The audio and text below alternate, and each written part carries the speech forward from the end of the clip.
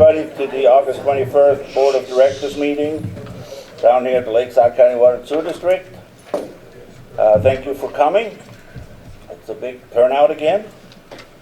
I'd like to ask the board, I guess, if you have any questions on the agenda, or if you can move ahead and approve the agenda. I'll second it. Okay, we have a motion and a second. All those in favor say aye. Aye. Okay, next item is the approval of the July minutes. Did everybody have a chance to read those before the meeting? I'll move with approval. Okay. We have motion and second. All those in favor say aye. Aye. Opposed, same sign.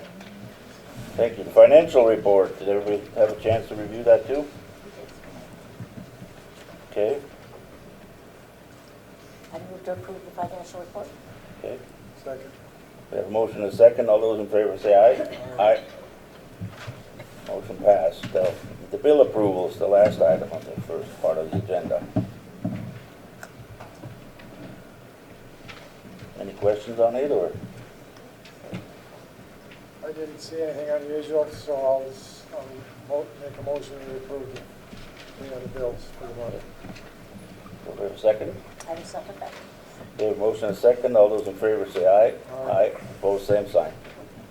Motion passed. Moving down to the opening remarks for Rodney. Okay, good afternoon, everyone. Thank you for joining us today.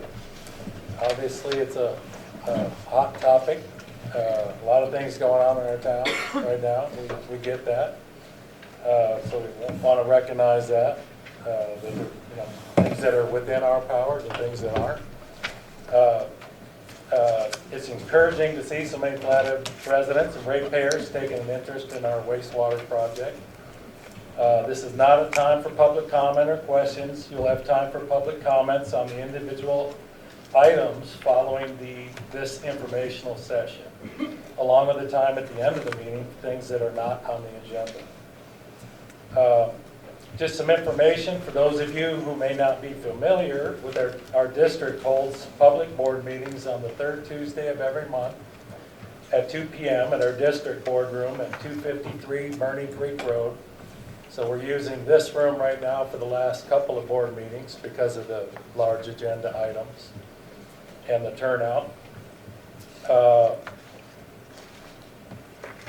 You'll have, again, so at 2 p.m. in our district board meeting, 253 Burning Creek Road. These meetings are and have been open to the public for 38 years.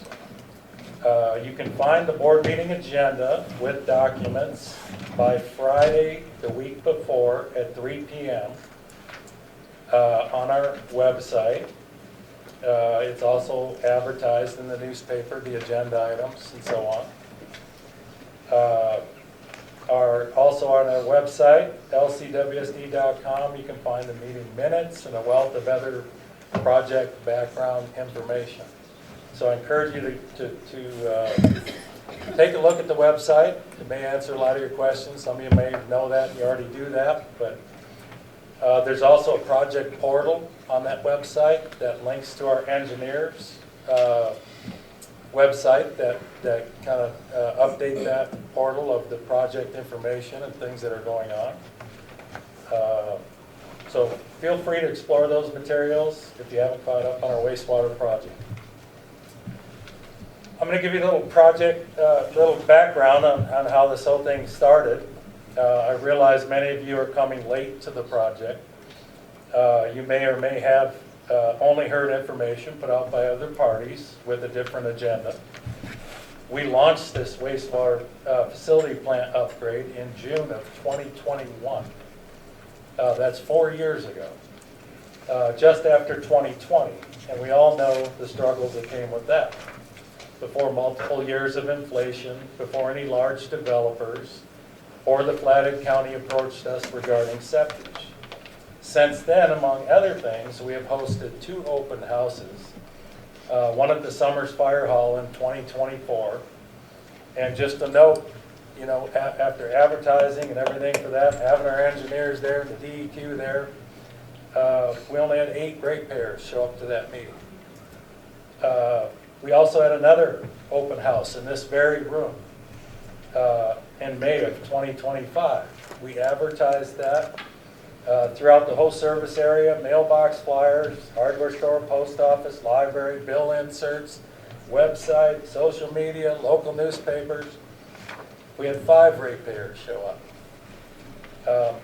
So I say that to say, you know, there's talk that we're trying to hide things, hide behind things. Our meetings are open. We've tried to get people to show up, but it seems to be easier to get negative things out there to get people to show up. So I'm glad you showed up so that we can hopefully update you on some of where we've been, how we've got to this point, and maybe answer some questions that we heard at the last board meeting.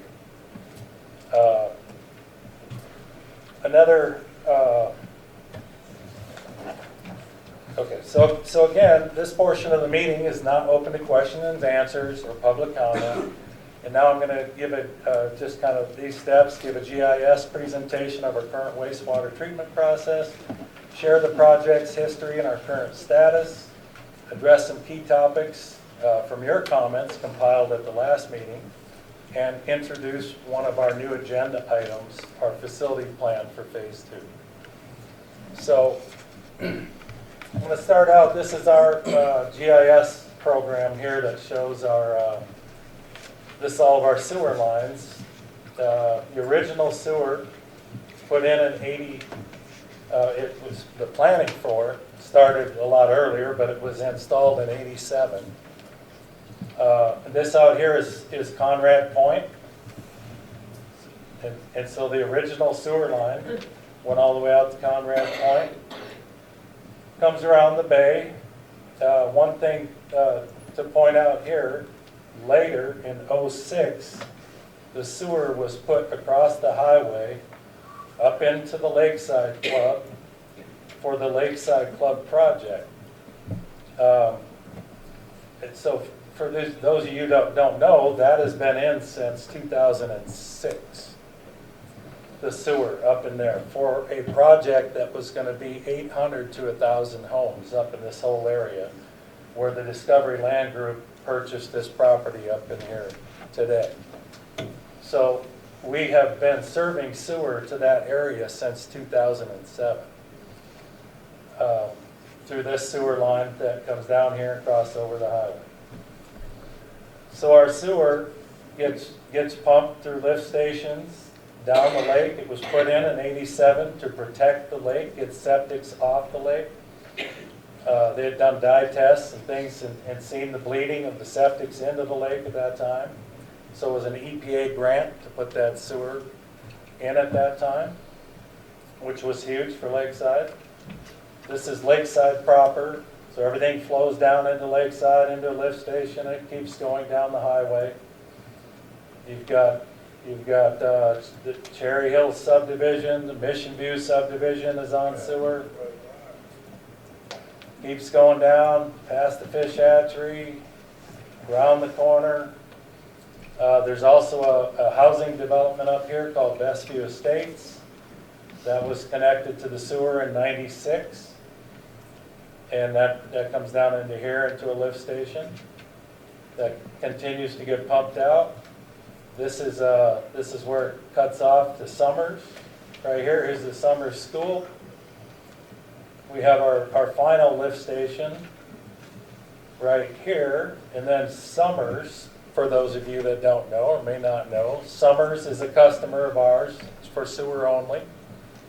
And so all of their sewer gets collected through their own sewer district throughout the area here and drops into a lift station right here. So this is the Summers lift station. And all the sewer gets pumped out across Highway 82. We also take the White Oak and the hotel out here, gets pumped down, connects right here, and comes out to our treatment plant. So this is Highway 93, Summer Stage Road, and this North Summers Road, so you get into our sewer plant through here. This is so our plant is called a lagoon system with spray irrigation. That's how it gets treated. Everything comes out here. And by the way, that line from the end of Conrad Point out to our treatment plant is 7 miles. So we're pumping all the wastewater 7 miles on the west shore of the lake to get things away from the lake. The way this treatment plant works, it gets pumped into here. In 2010, we added a small little headworks building right here. It's just a screen that pulls the plastics out of there and any rags. Up until that point, from '87 till then, there was not a screen there. Everything went into the treatment ponds that were there.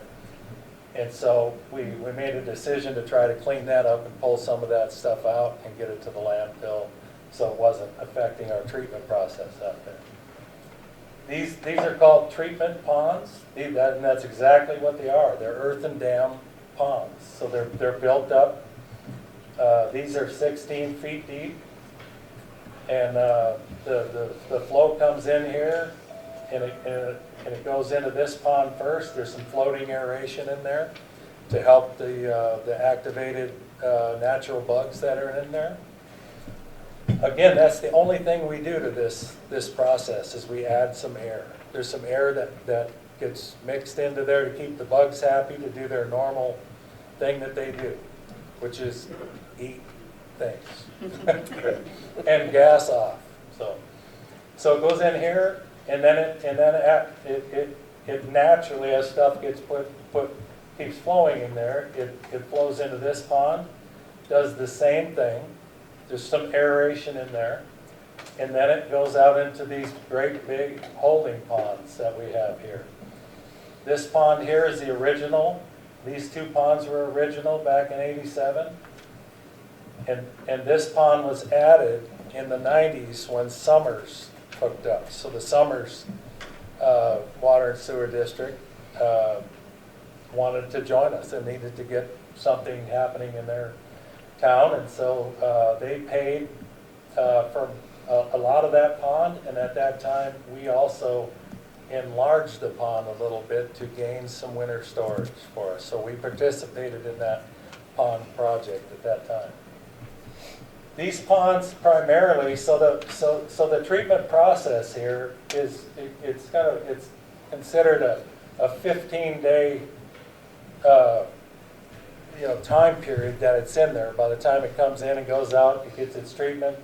The ponds are made primarily for storage in the wintertime because we can't irrigate, which is what this is here. So currently, and since 1987, the liquid goes in here, and in the summer months, from generally around the end of April through the end of September, we spray irrigate on this with a center pivot.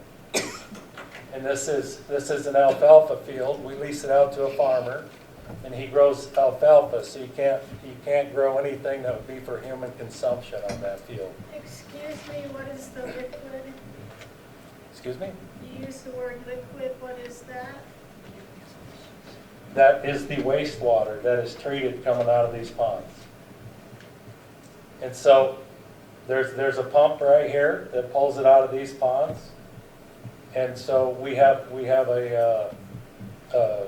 lease this out to a farmer, and he grows alfalfa and cuts about 3 to 4 cuts a summer of alfalfa on that. And the alfalfa has got one of the highest nitrogen uptakes for a crop to put on the field, which helps that nitrogen phosphorus removal from all of it going down into the soil and getting into the groundwater. Also, there's some test wells on here that go down into that unconfined aquifer water that flows between about 20 feet down in that area.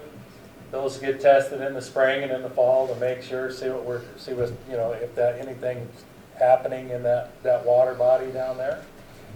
And since 1987, we also test these soils every year. We've tested, we own this field too. We test this field just to see how it compares. We don't irrigate on this field. But this field, in all that time, and those test wells have never shown any sign of deterioration or contamination. So,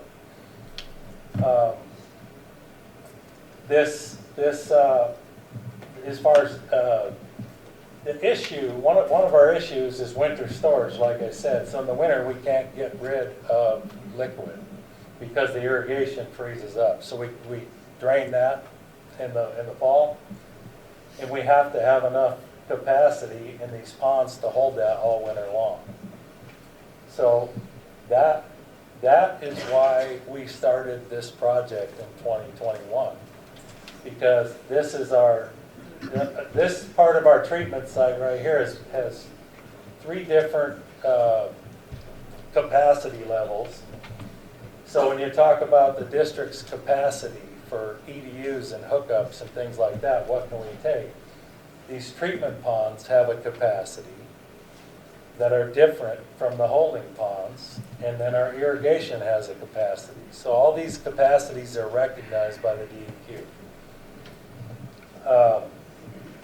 And we'll go over those more as we go forward, but I just want to kind of call that out. But the district also owns 90 acres right here that we've always leased out to a farmer. We've never done anything on that yet, but it's for future. We own this 20 acres right here, and this was always for future. And then we own this 11 acres here. So, and we also own this right here. This we obtained from the county after the county had purchased it to start their septic project before we ended up with it. So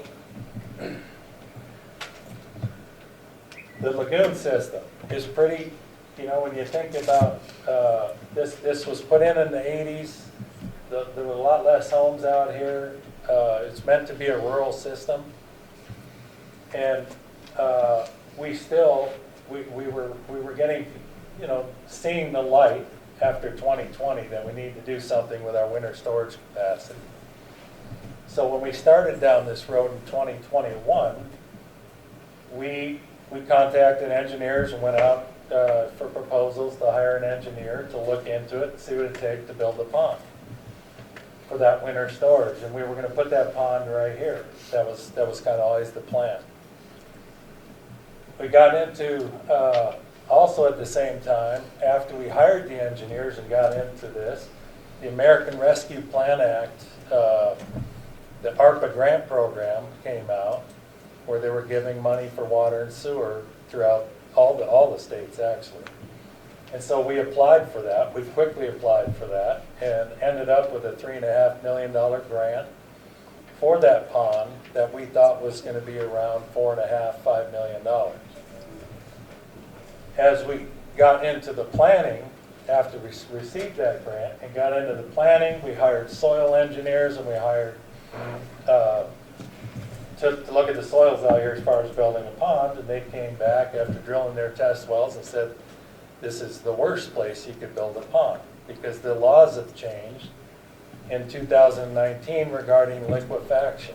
And what that is, if an earthquake happens, and because of the groundwater out there being 20 foot below the surface, that an earthquake would just basically wash that earthen dam lagoon just into the water body. So in order to build a lagoon there, we would have to do ground improvements. And so what that did is took a $4.5–5 million pond to $12 million in order to build ground improvements to support a large pond like that. Not to mention, if you build a large pond like that, and you still got 2 sitting here that don't have ground improvements, it kind of makes you feel, well, why, what's the point? Because these don't have ground improvements on there. They were built in the 80s before this rule, before this law. There's another rule that changed in that, is that it used to be a 500-foot buffer zone to build a lagoon from an existing well, a groundwater well.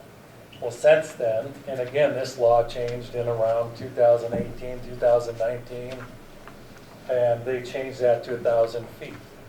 So, good or bad, it didn't help us any when we went into planning and found out that, you know, this house got built, and they drilled the well, and this house drilled the well, and so it just, the writing was on the wall at that point. We had to go back to the drawing table, and we just started to recognize that we need to change the direction we're going as far as lagoon systems. And, so that's how we got into, you know, the direction we're going today, with looking at an activated sludge system instead of a lagoon system, which has a lot more control and better treatment than what we do today. So, so before I get into some of the other stuff, I just wanted to read a little bit about the Flathead Lake, because there's been a lot of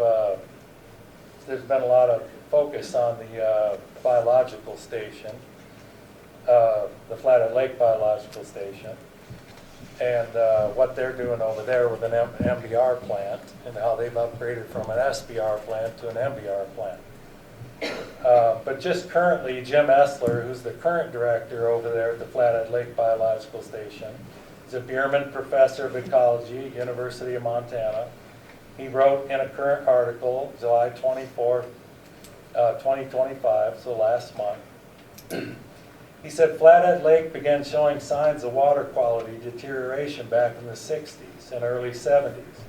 Working with partners that included the Environmental Protection Agency, the Montana Department of Environmental Quality, and the Confederated Salish and Kootenai tribes, biostation scientists determined that this water quality deterioration was the direct result of human inputs of the nutrient phosphorus.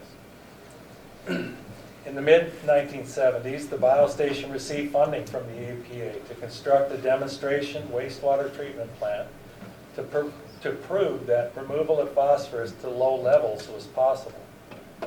The sequencing batch reactor, the SBR plant, was state-of-the-art for the era and the first tertiary treatment plant in the Flathead watershed.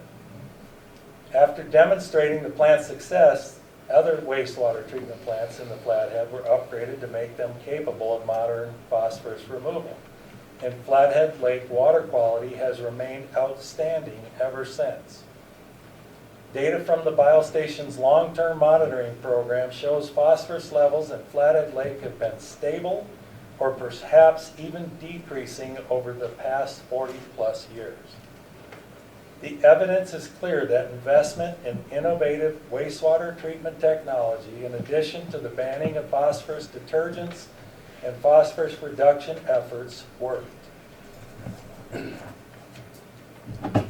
Also, with our lagoon system put in the 80s, and they just had an open house over there, and he happened to mention Lakeside water and sewer, and that we played a part in that. When you look at our 7 miles on the west shore of Flathead Lake, of all those septics and all of that phosphorus that's coming from those septics, it's in all of the articles you read over the last 20 years, all the magazines in the industry, everybody talks about localized treatment. Bring it all to one location and treat it there. So that's the idea, even with Summers. You know, Summers joining on. We want to make it capable for them to come on. So we played a part in that cleanup of the lake, even though it wasn't a tertiary treatment plant. It was a lagoon system, but it still played a huge part in cleaning the lake, and it's recognized at that time, as well as the other SBR plants that were put in back then. Because there's been a large focus on the biostation upgrades, I reached out to Jim Elsner, and had a conversation about our project and asked if he would review our plan, and after his review and answering some of his questions, he got it. His final response, and these are his words, and I quote, "Thanks for sending the chemistry data," that's from our lagoon system, the way we treat it today, The existing system is doing some nutrient reduction, especially for nitrogen, but impact on phosphorus is modest because a lagoon system doesn't do much for phosphorus at all. That's the nature of secondary treatment. And he's talking about our lagoon system. And this is still him quoting. In any case, I think it will be important to emphasize that in the new system, the wastewater will receive some level of tertiary treatment, which is the alum. It's aluminum sulfate, which removes phosphorus. So even though we're going to treat it with some kind of plant that the board is going to decide on, there's going to be, and we're going to treat it to the DEQ's level before discharging, there's still going to be some extra tertiary treatment with the added addition of alum, which removes phosphorus, even more than what we're going to do it in the new plant, before rapid infiltration.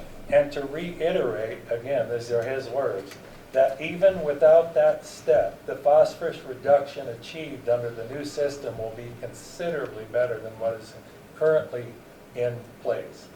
And he said, of course, this was your intent in the first place, to upgrade your aging plant so that it performs better, as well as meeting increased flows. Jim. So, again, we've set out in this project, the board has set out in this project, we have had to, we started out looking at a lagoon, we had many twists and turns and trying to figure out what we were going to do in this process, and here we are 4 years later with you sitting here and finally engaging in the process, and that's great. I wish everybody could have been disengaged earlier on and we wouldn't be trying to catch everybody up. And, we do this on a daily basis through phone calls, people coming to the office and so on.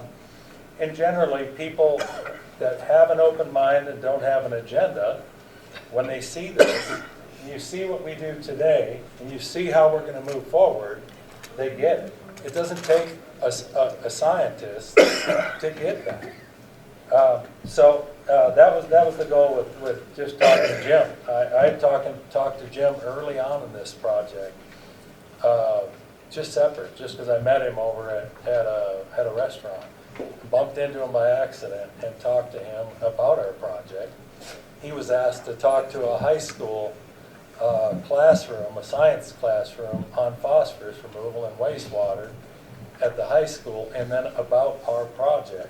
And so it was an interesting conversation with him 3 years ago, and he got it then. So again, our project goals, our primary objective is a major wastewater infrastructure replacement upgrade with expansion added. That's an obligation and a responsibility on our part to upgrade the facility, but also when you're upgrading, to make sure you have capacity to handle the growth that's happening in your community. And that's a big one, and I get it, some people don't understand that, but it's a responsibility of this board, it's a responsibility of a municipality, a water and sewer district, electric company. So we're replacing a 40-year-old rudimentary system with a modern, proven treatment technology, enhanced protection for local waterways, a year-round discharge, so that by adding the groundwater discharge ponds, which I didn't mention, there'll be 2 ponds on this field. What they are, they call them duck ponds because of the level of treatment that we're going to be putting the water into them, down to the DEQ's permit levels. There'll be a pond here, there'll be a pond here. They're just like a little 3-foot berm, about 3 feet deep.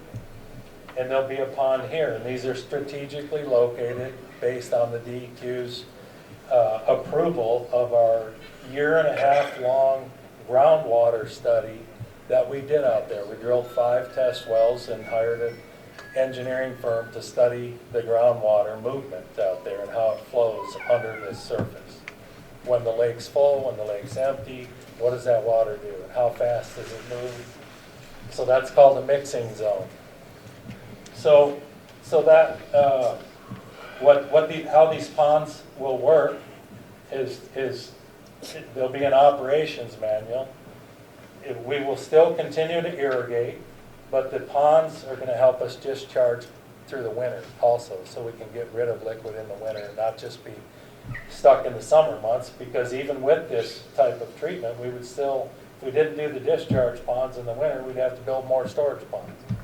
So that's the idea of growing with the groundwater discharge permit. It's another way to release water, which, as you know, we already do that. We already put it on this field. We're going to put it on that field a whole lot better, 85% better than we do today. And the same thing with what's going into these discharge ponds. So the way these discharge ponds will work, you have to rotate them so that you don't saturate them. So and our discharge permit is for 200,000 gallons a day. That's max. So now whether it could be a long time before we do 200,000 gallons a day, who knows? But that's what the limit is.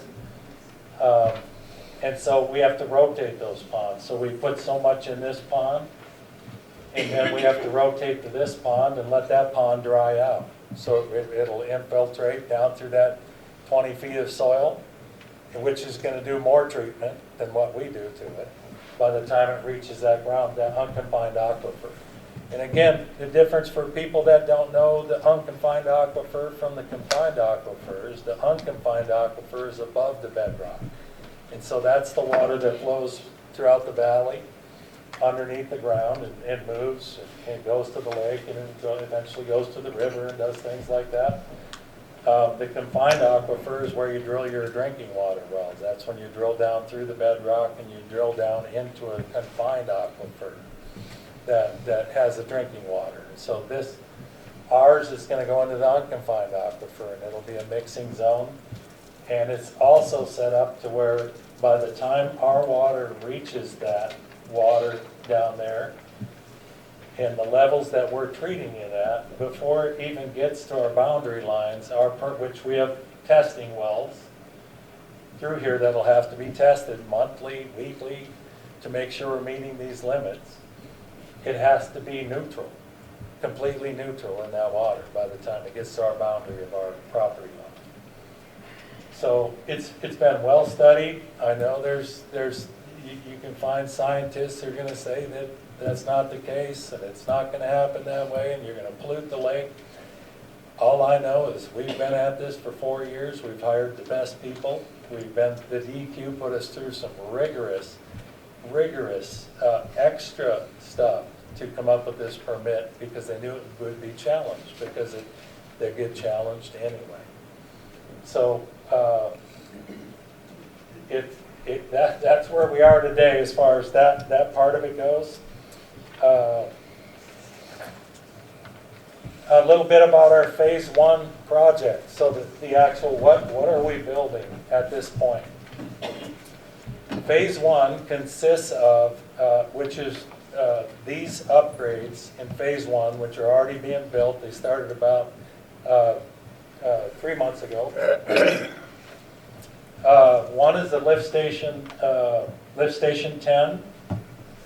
This was all part of the original submittal for the ARPA grant money back in 2021. This is our most,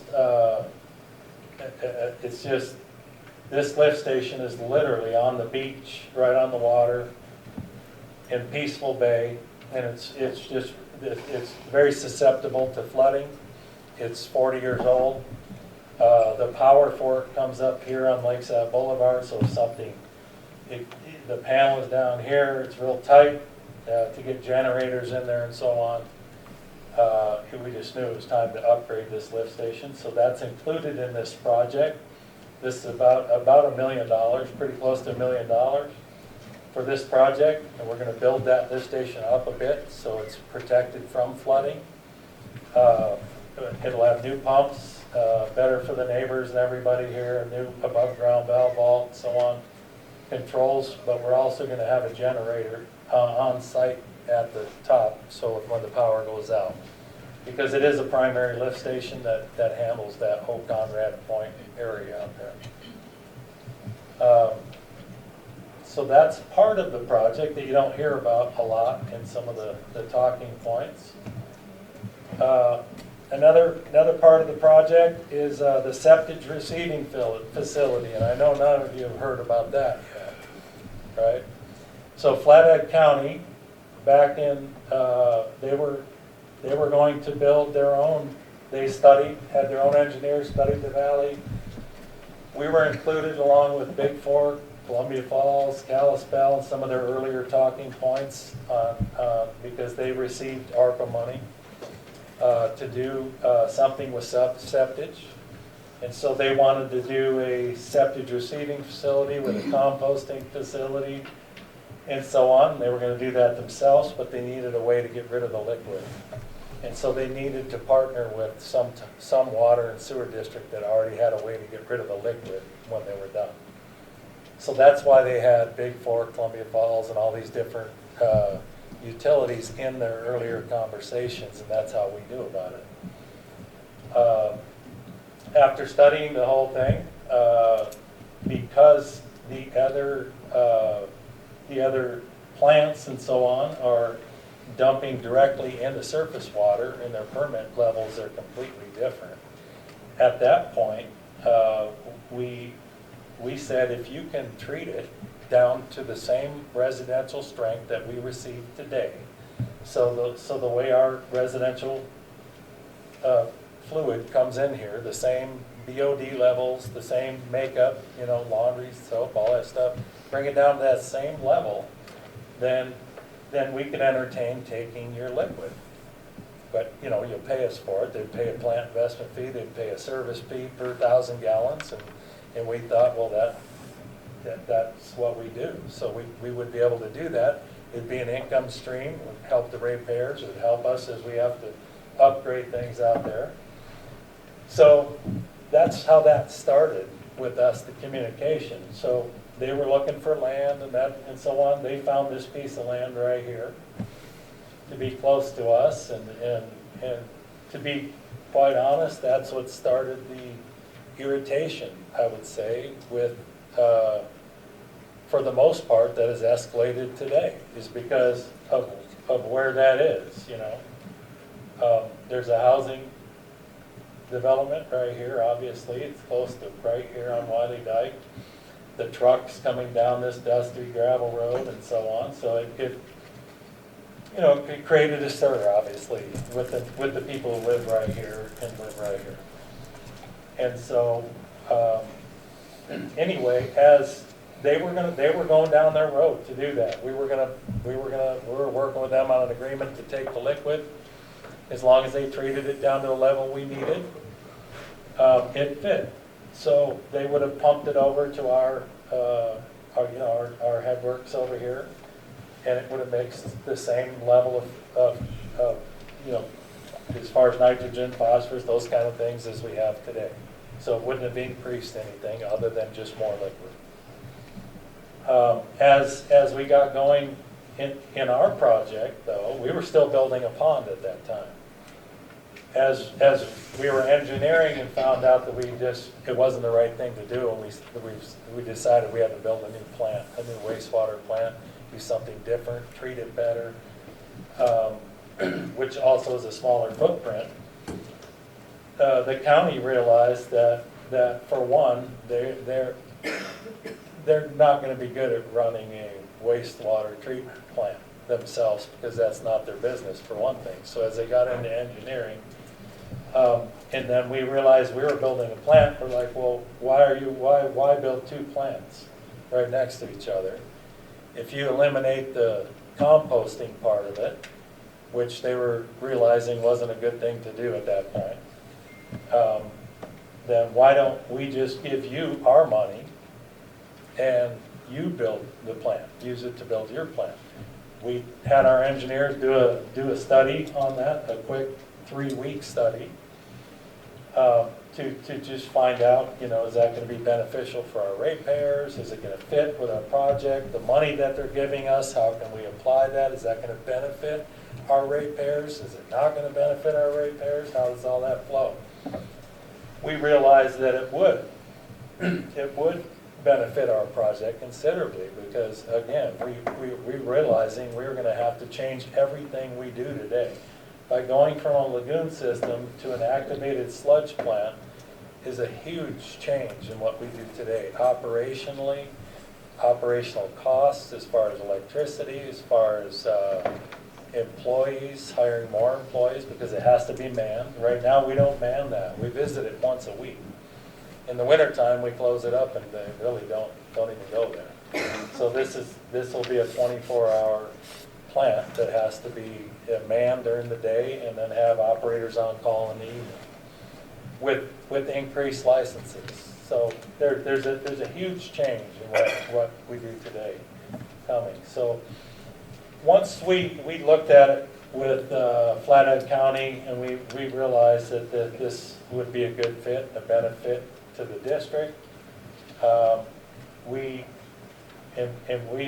with our own district land, we realized that this wasn't the best place to put a septic receiving facility, and we have land that will work better. So the septic receiving facility today, we removed everything from that field right there. Today we lease it out to a farmer who has his cattle on there. So basically it's being used the same way it has been for years.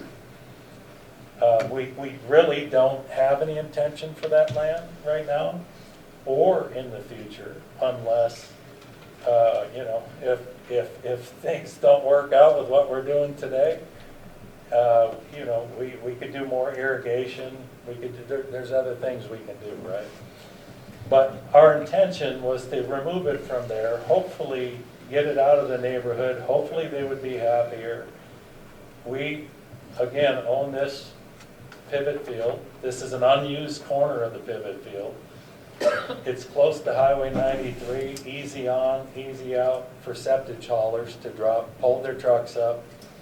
So we're building the septic receiving station right here. Everything that will be included in that septic receiving station, it's easy access for septic haulers. There's ground improvements to support that building. So anything you build out there has to have ground improvements to support it. To protect against earthquakes and flooding. There'll be a new potable water well. Everything will be indoors as far as the screening, lift station. There'll be odor control within the building, a biofilter for that. Screening, there'll be a lift station. And then that lift station, which is underground, is going to be pumping that after it gets screened. After the truck will pull up. It's all closed, hook his pipe to it on the side of the building, offload that into the building. That'll go through the screening, rock removal process, all that type of stuff. Go into a lift station and it will get pumped out to the new headworks facility that will be being built, that is being built today right here. Which will then go in the second phase. They'll be taking a look at the facility plan today to pick what type of plant we're going to build, but that plant will be built right here. So we got a new headworks facility right here, with which is being built with again ground improvements, redundancy with new screening, grit removal, odor control, air handling for phase 1 and phase 2. Be a biofilter there, a lift station, and many other things that are going to support the plant in phase 2. So the money that we received from the county in this first phase, like I said, lift station 10 will be starting the second week of September. So we're waited until kind of the kids go back to school. We didn't want to interrupt their summers for that lift station project. Right now, these two projects are 20% complete. The ground improvements have been put in here for the septic receiving station. The dirt work has been done. They're pouring the concrete there for the wet wells and so on. The headworks facility is going at the same time. The ground improvements have been completed. There's been the wet well concrete has been poured out there. and they're making a lot of progress on both these sites at the moment. Again, we gave the approval to start that approximately 90 days ago. They're 20% complete at this point. Phase 2 planning for the plant is we had to wait on that to give the green light for the engineers to go until we received the discharge permit. And I see you back there. Great. All you're doing is giving us a history of that. Thank you. That was my intent. I appreciate you listening. Good job, and I- you should be done by now. I appreciate you listening, sir. If you don't want to listen, you're welcome to leave. Thank you. Thanks. So, yeah, so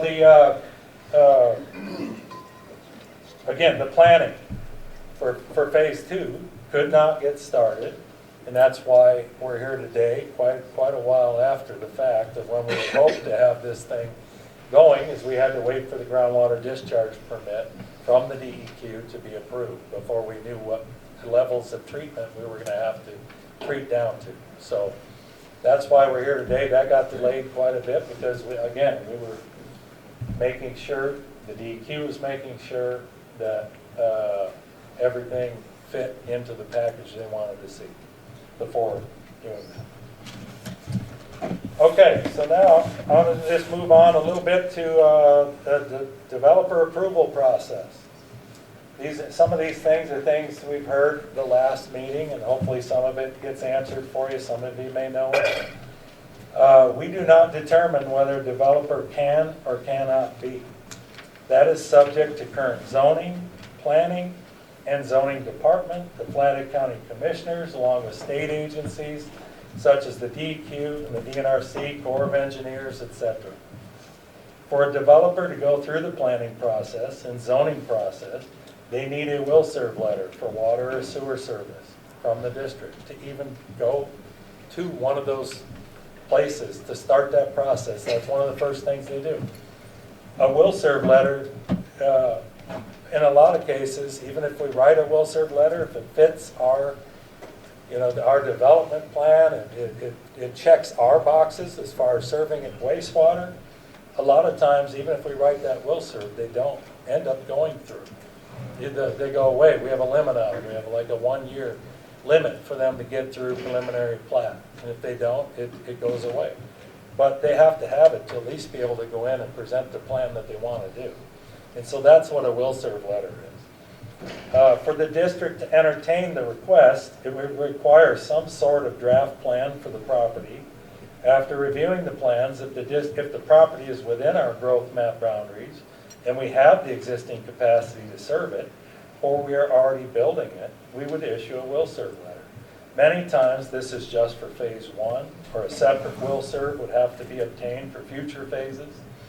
Also, this generally does not include other things they may have to consider, like infrastructure upgrades. If there are other things like lift stations and things that are not big enough to take that subdivision, then they would have to pay to upgrade those separate on top of anything else that they do.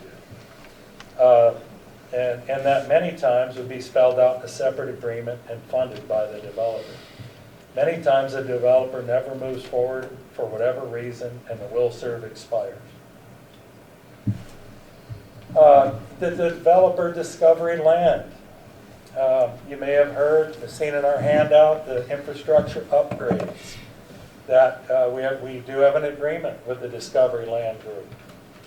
Again, I showed you that the sewer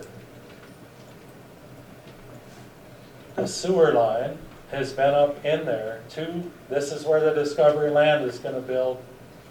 If they get through all their processes with the reviewing committees, which they've gotten through a few of them, this is the property they're going to build on. This is where our sewer main is, right here, since '07. There's been an agreement in place for all these years for 800 to 1,000 homes in this whole area. It's all been part of the Lakeside neighborhood plan for all that time.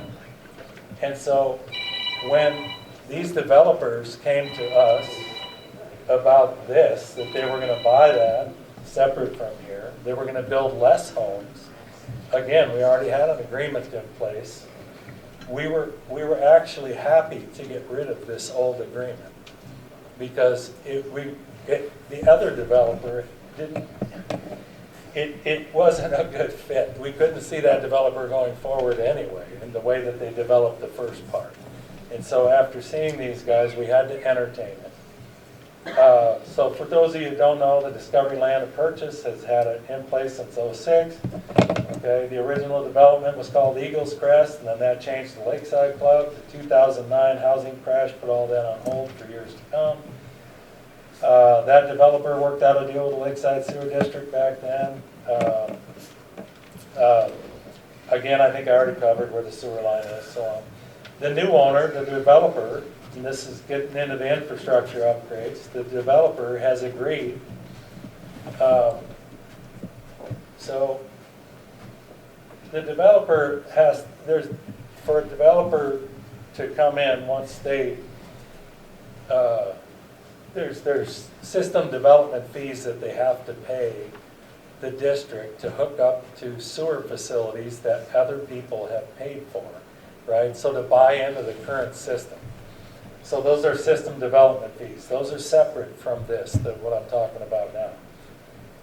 So what we did is our engineers assessed if these developers, which this has always been in the agreement, the original agreement with the previous developer, that he knew at some point in the phasing process he would have to participate in upgrading whatever needs to be upgraded on our sewer infrastructure. That would be lift stations, gravity sewer mains, pressure lines leading all the way to the treatment site. So when these guys, but now that was back in '07, right? So that developer hasn't been back to the table since then. So now fast forward, we've had other people hook up. We've done other things we've hooked up. So now by the time these guys come to us in 2024, the capacity on our lines and our lift stations all the way out to the treatment site are max. They're getting close to being max. So these guys tipped them all over the scale, even though they're building less than what the other developer's going to build. So our engineers did a study that these guys paid for to look at our sewer mains and our lift stations from the south of town, right here by the Tamarack brew pub, or just south of it. These gravity mains that lead all the way out, our lift station, there's 3 lift stations along that way, all these sewer lines, pressure sewer line, this lift station needs to be upgraded, all the way out to the new headquarters facility, this line. The developer started that negotiation by saying, hey, if we upgrade that, you're going to benefit from that. You know, if we upgrade those, there's a benefit to you and your ratepayers, right? Because it's 38-year-old stuff, and we're going to upgrade that, and there's going to be more capacity for you. Even you're out of capacity now, we're going to upgrade that, and there'll be more capacity. And I said, we said we agree. We agree, but we don't have any money. And so we said, if you're, and this is one of those things where these dealings go on with developers all the time, right? They're just, this is what you have to do. And a lot of times they go away. Well, we told them after studying it that this is what you're going to need to upgrade, and you're going to have to pay 100% of it, even though we know we're getting a benefit from it. We thought they would run for the hills at $23 million price tag. And they did. And so it just checked a box with us that is going to be good for Lakeside, because we would have to be upgrading all this infrastructure over the next 5-10 years on our own. And we would have to go out and try to find funding, we'd have to try and whatever to upgrade this aging infrastructure that we have. So that's a, you know, whether you like the development, don't like the development, whatever, there's legalities we have of checking boxes and entertaining those things. So that's the process we go through to do that. Separate from that, they have to build we do not participate at all in what they have to do to get here. That's just upgrading our infrastructure. They have to build all their sewer and water line infrastructure up in here. They have to build however they're going to get to that pipe, either up Highway 93 or up the Political Hill and come across. That's all on their dime. Then they build that and they turn the ownership of that over to us. So they build it to our specs. We control that. Our engineers review that. And then they turn over that ownership to us. So we own it from that point on, including the water system. So, okay, moving on. So these are a few more of the questions. Last meeting, we passed, we had the thing called resolution versus ordinances, where we wanted to fix our sewer from an ordinance to a resolution, so it matched our water system. Little follow-up on that. Resolutions establish policy and guidance. Ordinances carry the force of law. The Montana Code 7-13-2275, it does not strip the public of any of the right to know in the process we need to go through to raise rates. We will continue to follow the MCA rules, whether we use an ordinance or a resolution. The law clearly states you can use an ordinance or a resolution repeatedly in that rule, over and over. We simply wanted our sewer district to have the same paperwork process as our water district to eliminate confusion. And that's where that started. Financial planning and rate increases. In hindsight, raising rates earlier would have eased today's burden of such a large increase all at once.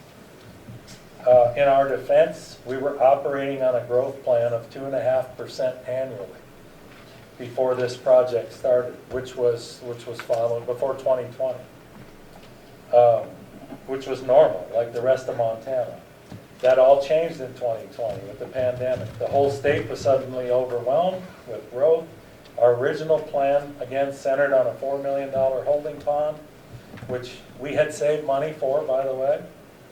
After applying for and getting approved for ARPA grant funding to build that pond, engineering work revealed, and I already went through that, about the changes to be a $12 million project. We changed our process, which a more modern, proven system. Plant investment fees. Again, this is the fee that a developer or an individual house, for that matter, has to pay to hook up to our sewer system or our water system. We apply investment fees uniformly within our growth plan area. We cannot pick and choose from one development to another as far as how much they're going to pay. Now, we can raise those development fees. We can do a study and raise them across the board at different times, which we have over the years. The annexation of land includes, so if it's something that's outside of our district boundaries, but it fits within our growth plan and it's contiguous with other district boundaries, that property, in order to hook up, has to annex into the water and sewer district. And that comes with a latecomer fee and a system development fee. And currently, the total for a EDU, which is an equivalent dwelling unit, like a 3/4 inch residential home, 3/4 inch meter service, is $6,243. So you can kind of do the math on that with something like the Lakeside Club or Discovery Land up there with 340 something homes. That would be 340 something homes times $6,243. So you don't charge per bathroom? For full details, see the service standards and rules and regulations on lcwsd.com. So you can see a little more about how that happens. Again, we are gonna review I think that's later in here too, but we are going to review those. We're waiting to approve a facility plan, so we know what plan we're going for before we review the plant investment fees to see if we need to raise those as far as collecting enough for that. Rate increase allocation. This is what the rates support. They support increased operational costs, inflation, increased staffing, operator licensing, electricity, to name a few, more frequent sampling, reporting, debt service, and reserve funds.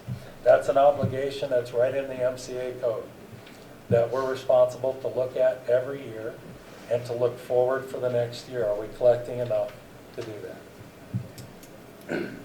System capacity. You've heard a lot about that. The district don't have capacity. The district is out of capacity. The district's over. You know, again, there's lots of capacity on our, different capacities on our whole system. There's a different capacity on that sewer line right there than there is on that sewer line right there.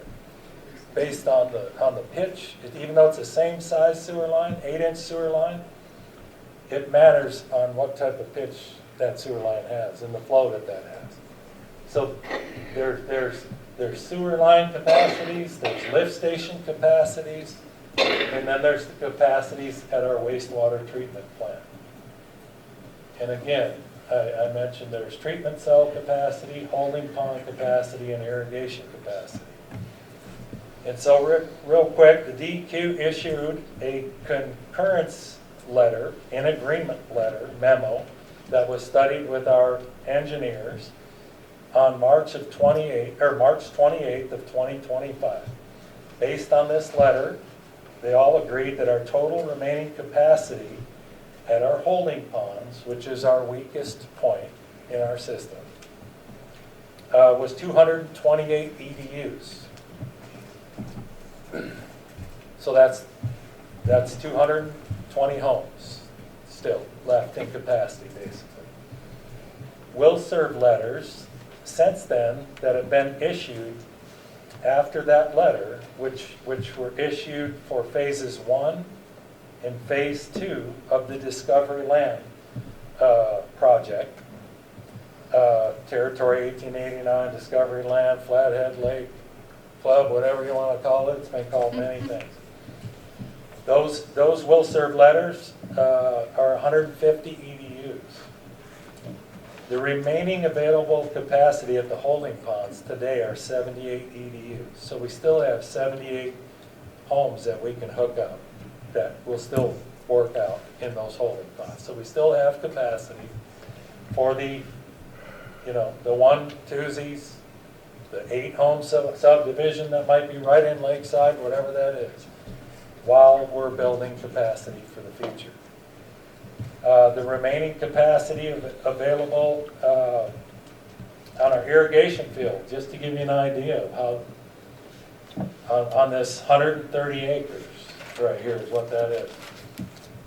Right now on that field, we have a capacity of 256 million gallons a year at the level we treat it today. Currently, we put 89 million gallons a year on that field. So that shows you how much capacity we still have on that field. So we put 89 on there and we have 256 million gallons of capacity. And again, that's what we treat it at today. If we treat it better, that capacity goes up. Treatment ponds, that's these little ponds right here, where the aeration is. Right now, we do on average 238 million gallons a year. That's our capacity in those ponds. Currently, we treat 89 million gallons a year in those ponds. So there's plenty of capacity in those two ponds. The problem, again, that's a capacity thing. But another thing I forgot to mention with these lagoons, where we're at today with the 40-year-old system, is these two ponds, right now, the biosolids settle out in those ponds. And so right now, there's about 3 feet of biosolids in these ponds. which is real close to the capacity of those biosolids. So those, another part of, if we were to build a pond right here, and we were to continue down the road we're going down, these biosolids would have to be removed out of here, which runs about $2 million per pond. And at the same time, you'd have to replace the liners in those ponds, the PVC liners. So that began to be part of that process, aside from just building a new $12 million pond. And when you start adding all that up, and if you didn't have growth to help pay for some of that stuff, whether you like the growth or not, or where the growth is, if you don't have growth, the ratepayers are stuck with that whole gun, because it doesn't last forever. These things don't last forever. So that became our mindset as we were going, does this fit with the county? Is this going to help us going forward? So additional topics, out-of-district plant investment fees, we're planning to revisit before the year's end. We were waiting for this facility plan to be approved. The rate study that you heard about, we didn't get an outside formal rate study. And I get that, but the process that we're in right now, we have tasked RPA, our engineering firm, to do a formal rate study. At this point right now, until the facility plan is approved, we can't possibly be able to do an accurate rate study, full-on rate study, to know what that is. And until you get construction bids, that's still a year away. By the time you approve this, design it, get construction bids, they are in the process of the rate study. We have some hypothetical things in there or whatever, but we've learned in this process that if we say numbers, we get held to numbers, and we want to give the right numbers. So we are in the process. This rate increase in front of us today, back on the agenda, is based on nothing more than our current operations budget. As you can imagine, by completely changing the way we are going to process wastewater, there are increased operational costs to go with that, as mentioned earlier. Hiring new people, we got to do that ahead of time. We have to get these people in place. Our operators, 2 of them have already studied for the last year. They passed their new Class C license to be able to operate a new plant that we're going to operate today. That comes with pay raises. And so there's just, as you know, we're all fighting inflation in many areas of our life. That trickles down to everything we do too. So our rate study for the full completion of phase 2 is being worked on. It will be completed. It won't be completed until the facility plan being presented today is accepted and we receive bid for construction of phase 2, and that is normal practice. So the rate study that's here today is simply something we do annually. Look at it, look at our depreciation. What are we putting today? What are the increased? Our insurance rates, where's that going? Hiring, all those things. We have to make sure we're covering those things properly. So that's what this rate is about. And I know it's been told it's about a lot of other things, and it's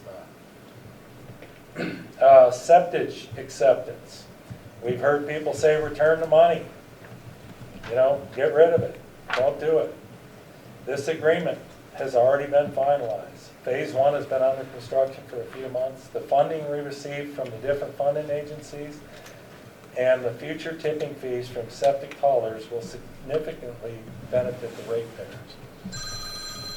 All these phase 1 items that I talked about, the septic receiving facility, the headworks plant, the lift station 10, the engineering for phase 2, all the things we're building for phase 2 in the new headworks plant are all, except for a small portion, being paid for by the money we receive from the county.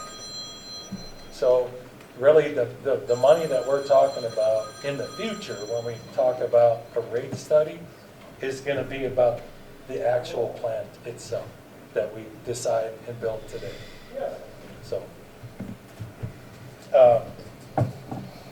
and that will have plant investment fees paid by developers, et cetera, to help out with some of that. We've also heard that we're building this too close to the lake. It's gonna contaminate the lake. We're only 1 mile from the lake. We're too close. Most wastewater treatment facilities are right next to the lake or river and discharge directly into them. For example, Whitefish, who built a brand new plant 4 years ago, SBR, which is something we're looking at, activated sludge plant. The same engineering firm that's sitting here today built that plant 4 years ago. I'd also like to say that 4 years ago, they built that plant for about half the money we're going to have to build the plant for. So that shows you where inflation. They built it. They know the cost. They got the cost on that. Columbia Falls, they discharge directly into Flathead River. Big Fork, directly into Flathead Lake. Kalispell, directly into Ashley Creek. Hungry Horse discharges directly into the South Fork of the Flathead River. Polson, directly into the Flathead River. And Yellow Bay Biostation, directly into the Flathead Lake. These systems are built right on the water body for easy access. There's a lot of people don't know that. That's what goes on. Expansion, or the flood zone. We've heard about the flood zone. We know that's a 100-year flood zone out there. They knew that in '87. These ponds right now are built with earth, right? And they're above the ground by about, you got to drive up into them by about 10 feet. So it rises about 10 feet to get to the top. So you can imagine if it did flood out there with the dirt mounds holding them ponds in, I don't see a whole lot of protection. I hope it don't ever flood. But what we're building in the future, it doesn't matter which plan we pick, whatever, it'll be built with concrete. It'll be built above ground, right here. It'll be built with ground improvements, so if an earthquake happens, it's not going to shake and just dissolve into the water. If it floods out there, these are going to be, I think it's pretty close to 12 feet above the ground, concrete. At water level. Yeah. So I think we're going to be pretty safe with that also. Expansion request. This was something, I think it was Bruce Young brought it up. We should save our capacity for like Tamarack Woods, which is a development for people who don't know where that is. Tamarack Woods development, I think they have maybe around 80 homes, maybe 90, right here. There's our sewer line. They're all on septics. They had the opportunity back in the day. They declined to hook up the sewer. But they're within our growth plan. If they came to us today, just like the Discovery Land Group came to us, for one, it's first come, first served. You know, we've had other things over the years. We try to gradually build out. This is Lakeside Estates, Spurwing. These all started back in '07. They're all finally starting to grow out. But if they were to come to us today, we would entertain them. And we would do the same thing, the same process. We would look at our capacity, look at our growth plan. We would look at our lines, could we handle it? They would have to do the same thing. They would have to buy in, pay plant investment fees. They would have to buy into the program. They would have to build their infrastructure up in here and whatever else it took to fit them in. We would let them know what that is and they could hook up. And so we would entertain it. That's how it works. So it's kind of the first come, first serve, out of district request, but it fits into the overall plan. EPA funding in '87 required, when we built the original, required capacity for future annexations. The storage pond, that winter storage pond that Summers built in the '90s, because we had the other capacity for irrigation and the actual treatment cells, we were able to partner with them and build another storage pond, and invite them in. They paid in just like anybody else. And it's been a partnership ever since. So if they wanted in, they would have the financial burden to do that. It wouldn't be the ratepayers. We don't generally, as a water and sewer district, the philosophy has been and always will be, growth pays for growth. So we don't have a capital plan per se to say, oh, you know, next year let's look at extending our sewer up into there. Let's extend it up Blacktail Road. We don't do that. We have never expanded that, as far as I know. Over this whole time, it's been growth that has expanded and paid for the growth. They put in their own infrastructure, they pay their plant investment fees, buy into the system, and then they become ratepayers. They turn over that ownership. So all of these lines over, all these sewer lines over here were all developer put in over the years. All of these lines over here, all by developers, and that's a natural growth. That's a natural growth from the city of Lakeside, you know. So it fit with our plan. PFAS. I know you've heard about that, forever chemicals. It's a big topic. With the EPA, the whole country is dealing with that. They're dealing with it with the manufacturers who are manufacturing it, educating the public on where it comes from. You all have it in you. You have it in your house.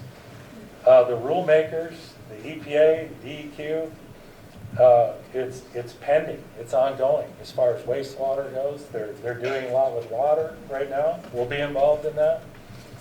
We're designing our headworks with some extra space so that as the rules come down and as they perfect them, we'll hopefully be able to potentially fit something in there, add something to that as those come down and we know what to build. If we build it today, it's a gambling point. So that's to be continued. And we'll adjust as those regulations evolve. We're getting close, okay? Board members. For those of you that don't know, the district board members are volunteers. They're from different parts and neighborhoods within the district. That is a requirement. They live here. I can tell you they care about the lakes, the rivers. They have kids. Some have grandkids that enjoy all these outdoor activities. They do not take the decisions they have to make lightly. That is why we hire professionals and depend on the permitting agencies to help them make these decisions. Many times over the years that I've been here, which has been 18 years, I have seen our board make decisions over and above the recommendations of engineers, public agencies, and my own recommendations. We have been recognized in the industry with awards for that very thing from Montana Rural Water. No one board member decides a voting agenda item. That's why there's 5 board members, for that reason.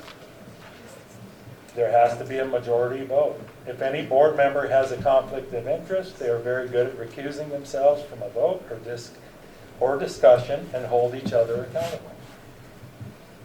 And when you're in, there's been many board members over the years, and I've had the pleasure of working with some of the ones that played a part in the original district, and it's just smart people. Just smart people giving their time every month, just like you sit there today. If you want to run for an office seat, when it comes up, run for a seat. It used to be a lot funner than it has been the last 4 years. I can tell you that. So there used to be a lot more laughing and joy on the board, but they're doing a great job. Anyway, general manager position, my position, is a hired position by the board of directors to run the day-to-day operations. I meet with the board of directors monthly on the 3rd Tuesday of every month at 2 p.m. And also individually, occasionally, if I need them throughout the month. This is an opportunity for me to update the board on ongoing operational items and make recommendations for the board to discuss and give me direction on a particular item.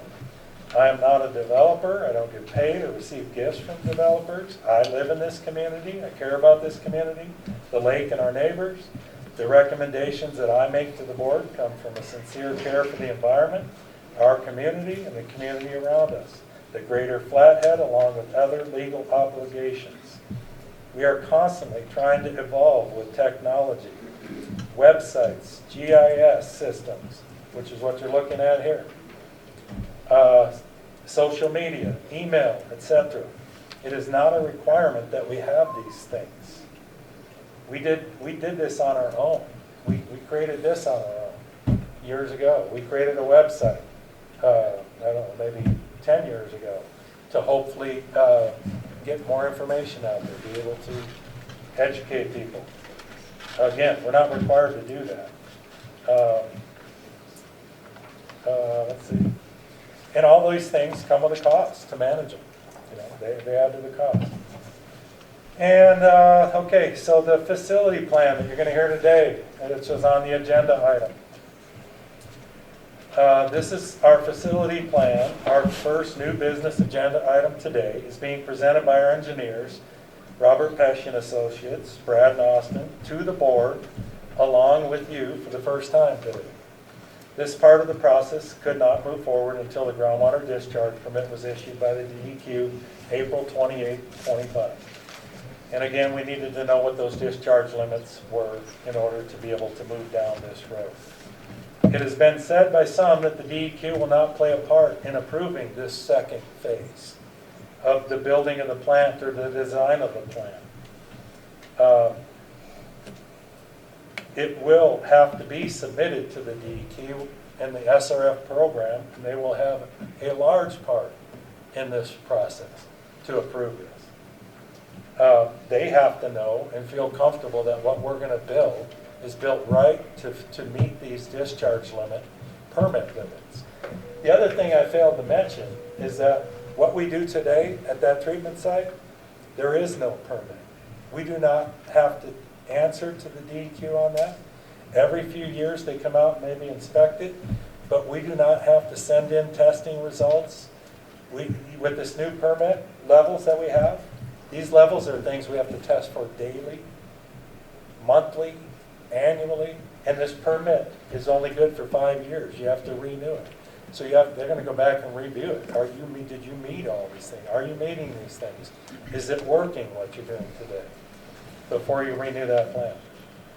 So it will be reviewed. After the presentation today, you will have time for public comments regarding that. The board will then have a discussion of their own and then decide how to move forward. Please be respectful to the presenters and those around you. Do not interrupt. This is not a time for questions and comments. They're going to make their presentation. If the board has questions during that, they can ask that. But for you, it will be just a time to listen and see the presentation.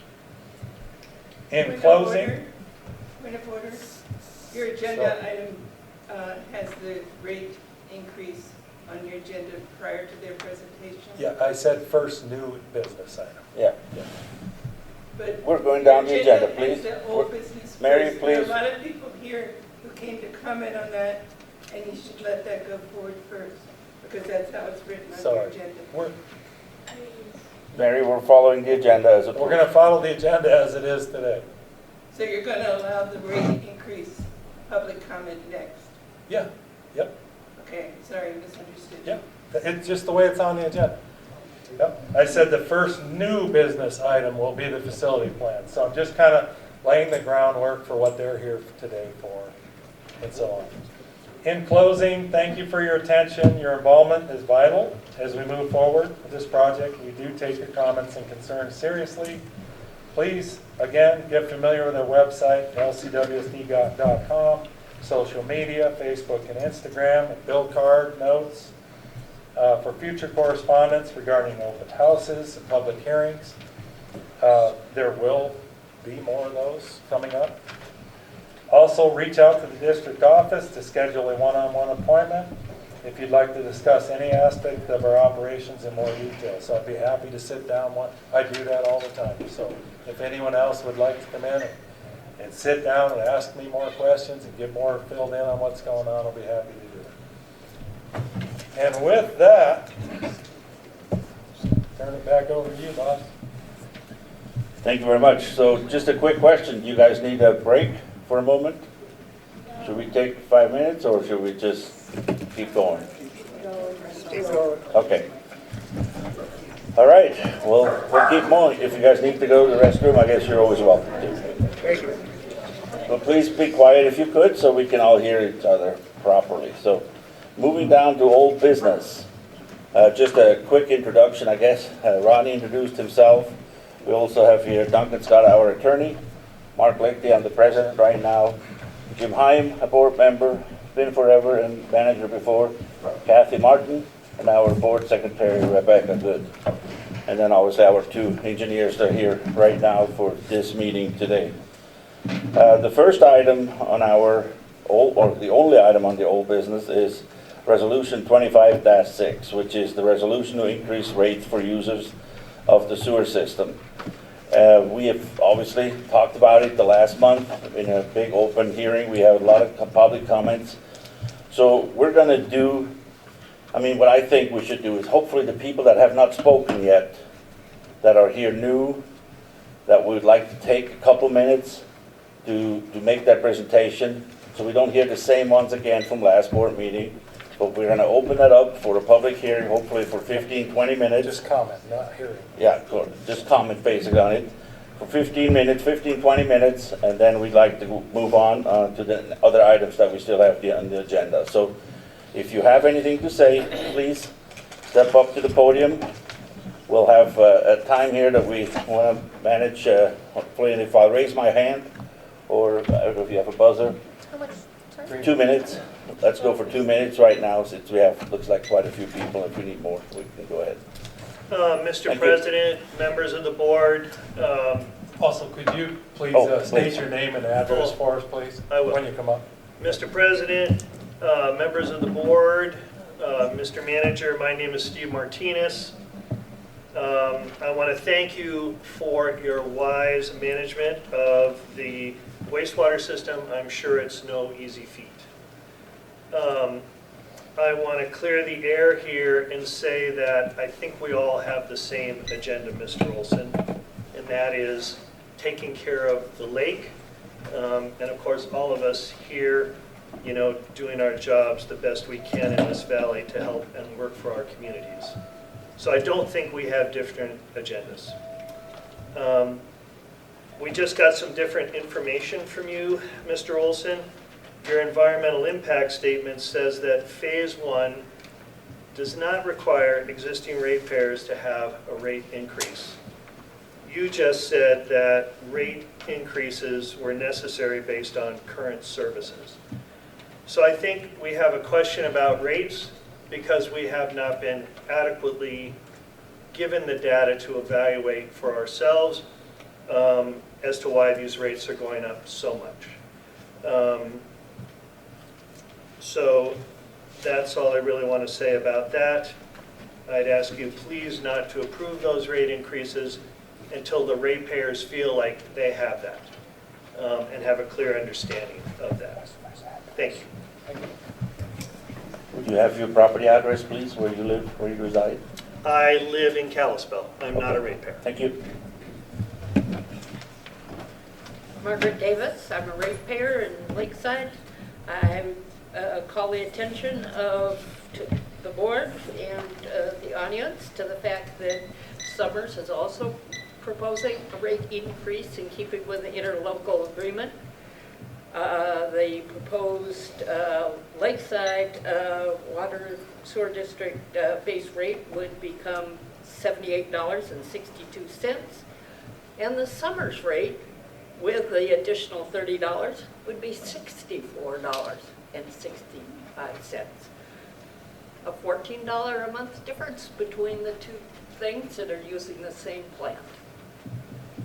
Thank you. Would we have any new people, hopefully. Please, we have now the last three or from the last month.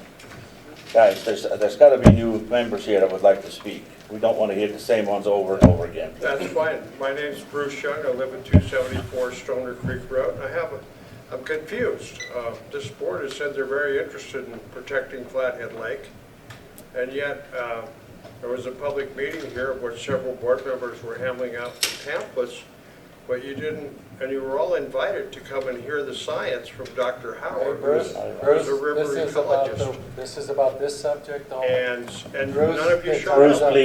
please, guys, if you guys cannot follow the rules, we said it's about the rates. Okay. It has nothing to do. About We the talked rates, about those things and we were not invited at Why that isn't meeting. the sewer extended down to Angel Point It's instead got of up in nothing the to do with hills? rates. Thank you. Thank you, Board.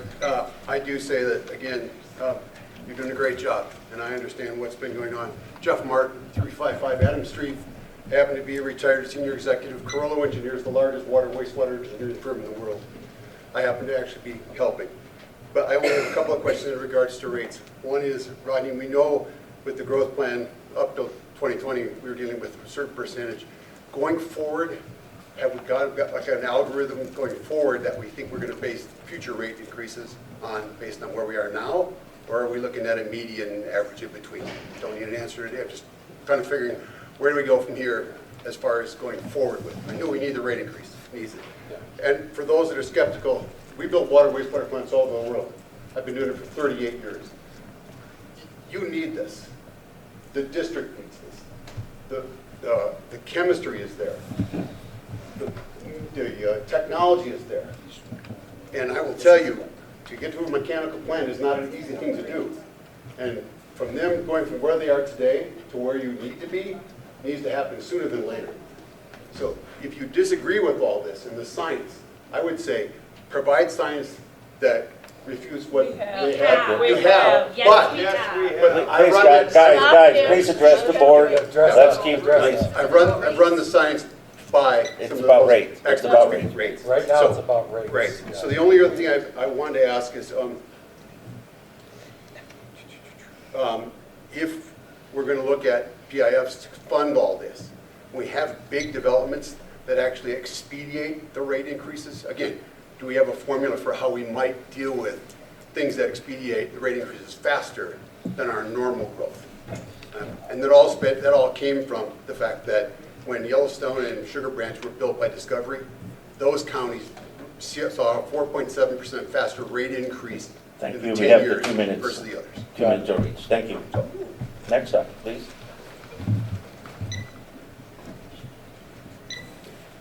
My name is Joanne DeLong. I live at 637 Summers Road.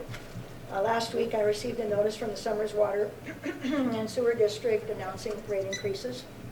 So I went to the Summers Water and Sewer Board meeting last night and raised the question, why were we getting a rate increase when you haven't approved the rate increase for the sewer system? Which, by the way, that rate increase for my house would be almost double.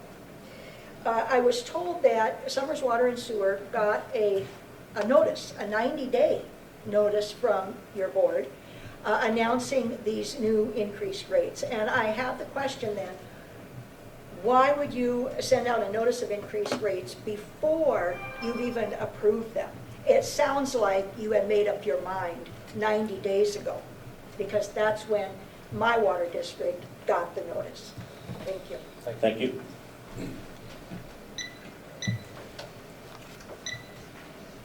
My name is Jennifer Tipton. I am with the North Shore Water Alliance, and I do represent ratepayers in your district. I just want to say that I thought it was quite telling at the last board meeting when Summers manager asked if it would affect their 90-day notice, and you said no, they would still, their rates as a customer of yours would be increased come September.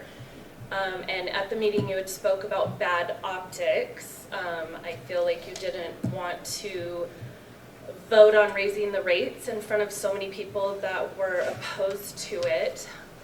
But obviously that was still your plan.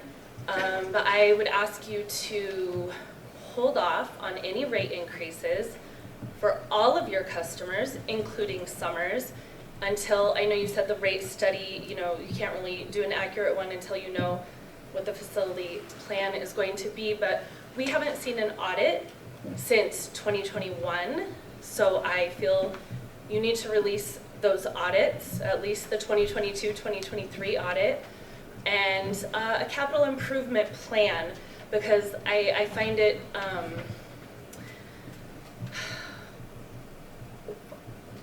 I don't understand why all of a sudden, your whole system is like 40 years old. I don't understand why some of these improvements, the ponds that are near my home where I reside, the sludge has never been removed, the liners have never been replaced. That should have been done 20 years ago.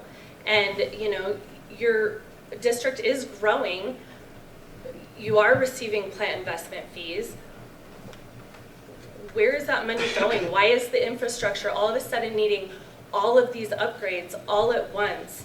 So, I think people would like to see a capital improvement plan and your latest audits before you approve this rate Thank you very payment for much. all of your payers. Thank you very much.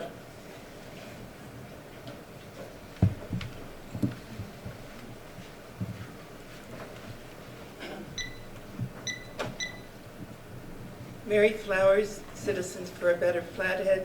I would remind you that we represent numerous residents who are ratepayers, as well as people who are not ratepayers, who care very much about the impacts of your decisions on water quality in our valley.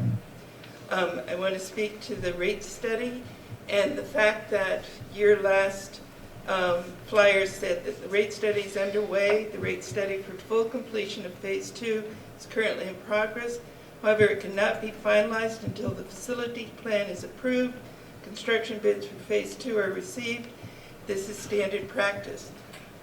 That is the epitome of poor leadership on this board, because your public deserves to know when you have what Rodney was quoted in the recent paper as a $58 million project, which will undoubtedly have to rely on loans, bonds, some kind of additional funding besides grants, and you have not disclosed that.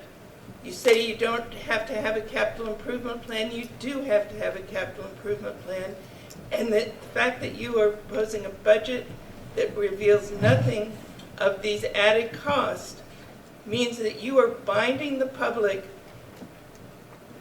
under your statement that you will not release a rate report until after everything is committed.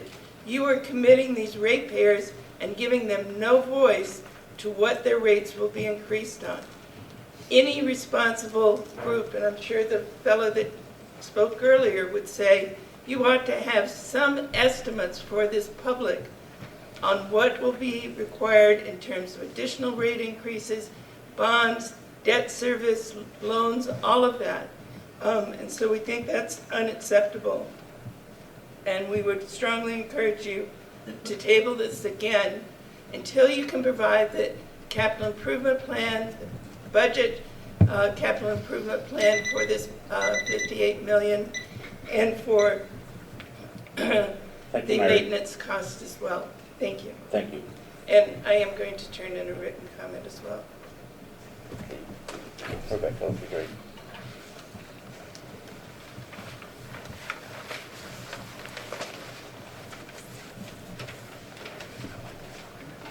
I'm Judy Parker, and I live at 365 Caroline Ford Road. And my comment is both a combination of questions of trying to understand something and the rate pay system. When we built 9 years ago, we paid for 2 years, having acquired the property 2 years prior to that, we paid a flat rate. We did there, even though we didn't live there, because we were already connected and we wouldn't have to have a new connection fee. So for 9 years, we've been on a metered system. And we were convinced that this metered system was a good deal, even though we'd done the flat pay. So we've been on that now for 9 years. And the question that I have is, and I'm a little sensitive to this because of the new tax laws. Yes, I'm seasonal. So one of the things that was not addressed in the presentation is, my guess is that some of this flow goes down quite a bit in the winter when many of us seasonal people are not living, and we're not flushing the toilets, we're not washing the dishes, we're not doing any of that. So my question is, with the metering thing, I'm trying to figure out, will we still be metered, or are we going to get put on a flat rate that we're paying during the time that we're not using those services? So, thank you. Thank you.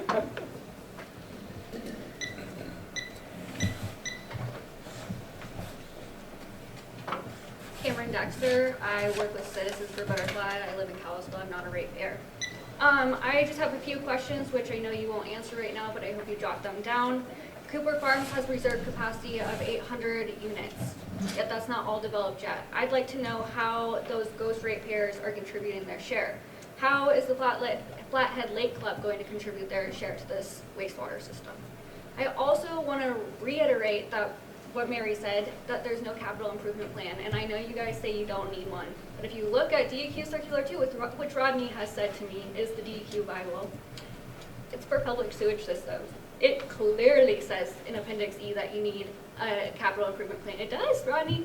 I can send you the language. It says it right in there, and I just want to know, why is that not the case? This is a major infrastructure project. You would think a 20-year plan minimum would come with it. Thank you very much. May I speak from here, Mr. Cloud, Whitefish? I don't understand. Yeah, if we can hear you, if everybody can hear you, that's okay.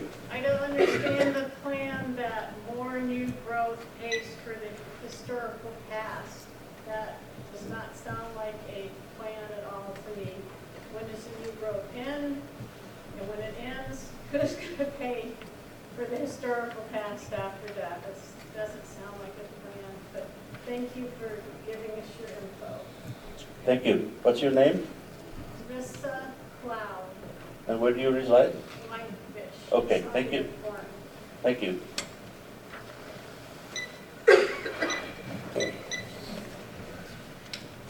I am Kate Droll, 501 Archery. I just had a quick question or clarification.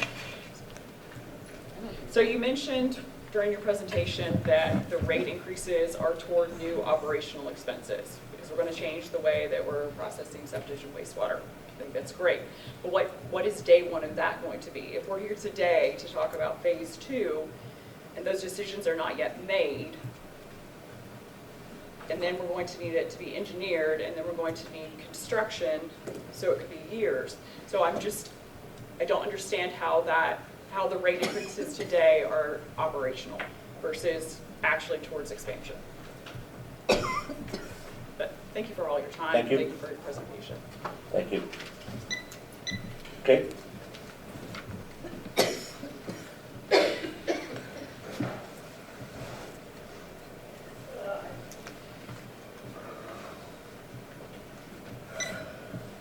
Hi, my name's Chuck Lyle. I live at 7,000 Highway 93 South, Lakeside. I've been waiting 30 years for a sewer. All we live is 100 yards up the hill. There's 25 people on septics up there. We can't get a sewer. Pixie Clack got one within a year. How come we can't get one? The minister put 25 little houses up there, passed paper around and said we were going to get a sewer. It was going to cost us $10,000 or $20,000 apiece. Fine, that was 5 years ago. Nothing's going on. You guys got a temporary water line running across the street from the Sunrise Vista Motel and my house. It was temporary, 8 years ago. You guys have so much to do. And you're going to take on a city up above on a hill? I don't think so. Is this about the rates? Thank you. Pardon me, I'm sorry. This is about the rates. The rate, we're on a specific subject about the rates right now. Okay. Yeah. Missed that one, sorry. If you have questions, you can always, as Rodney said, you can always go see Rodney. Feel free to come to my office. I'll be Please. happy to talk. you. Thank you. Okay, it looks like with that, we're closing the public comment period, and we'll have the board discussion. Mark, can I just ask one question? It's a follow-up about the disposal of this water. Have injection wells been looked into? I think you'll hear more maybe once the presentation happens with the engineer.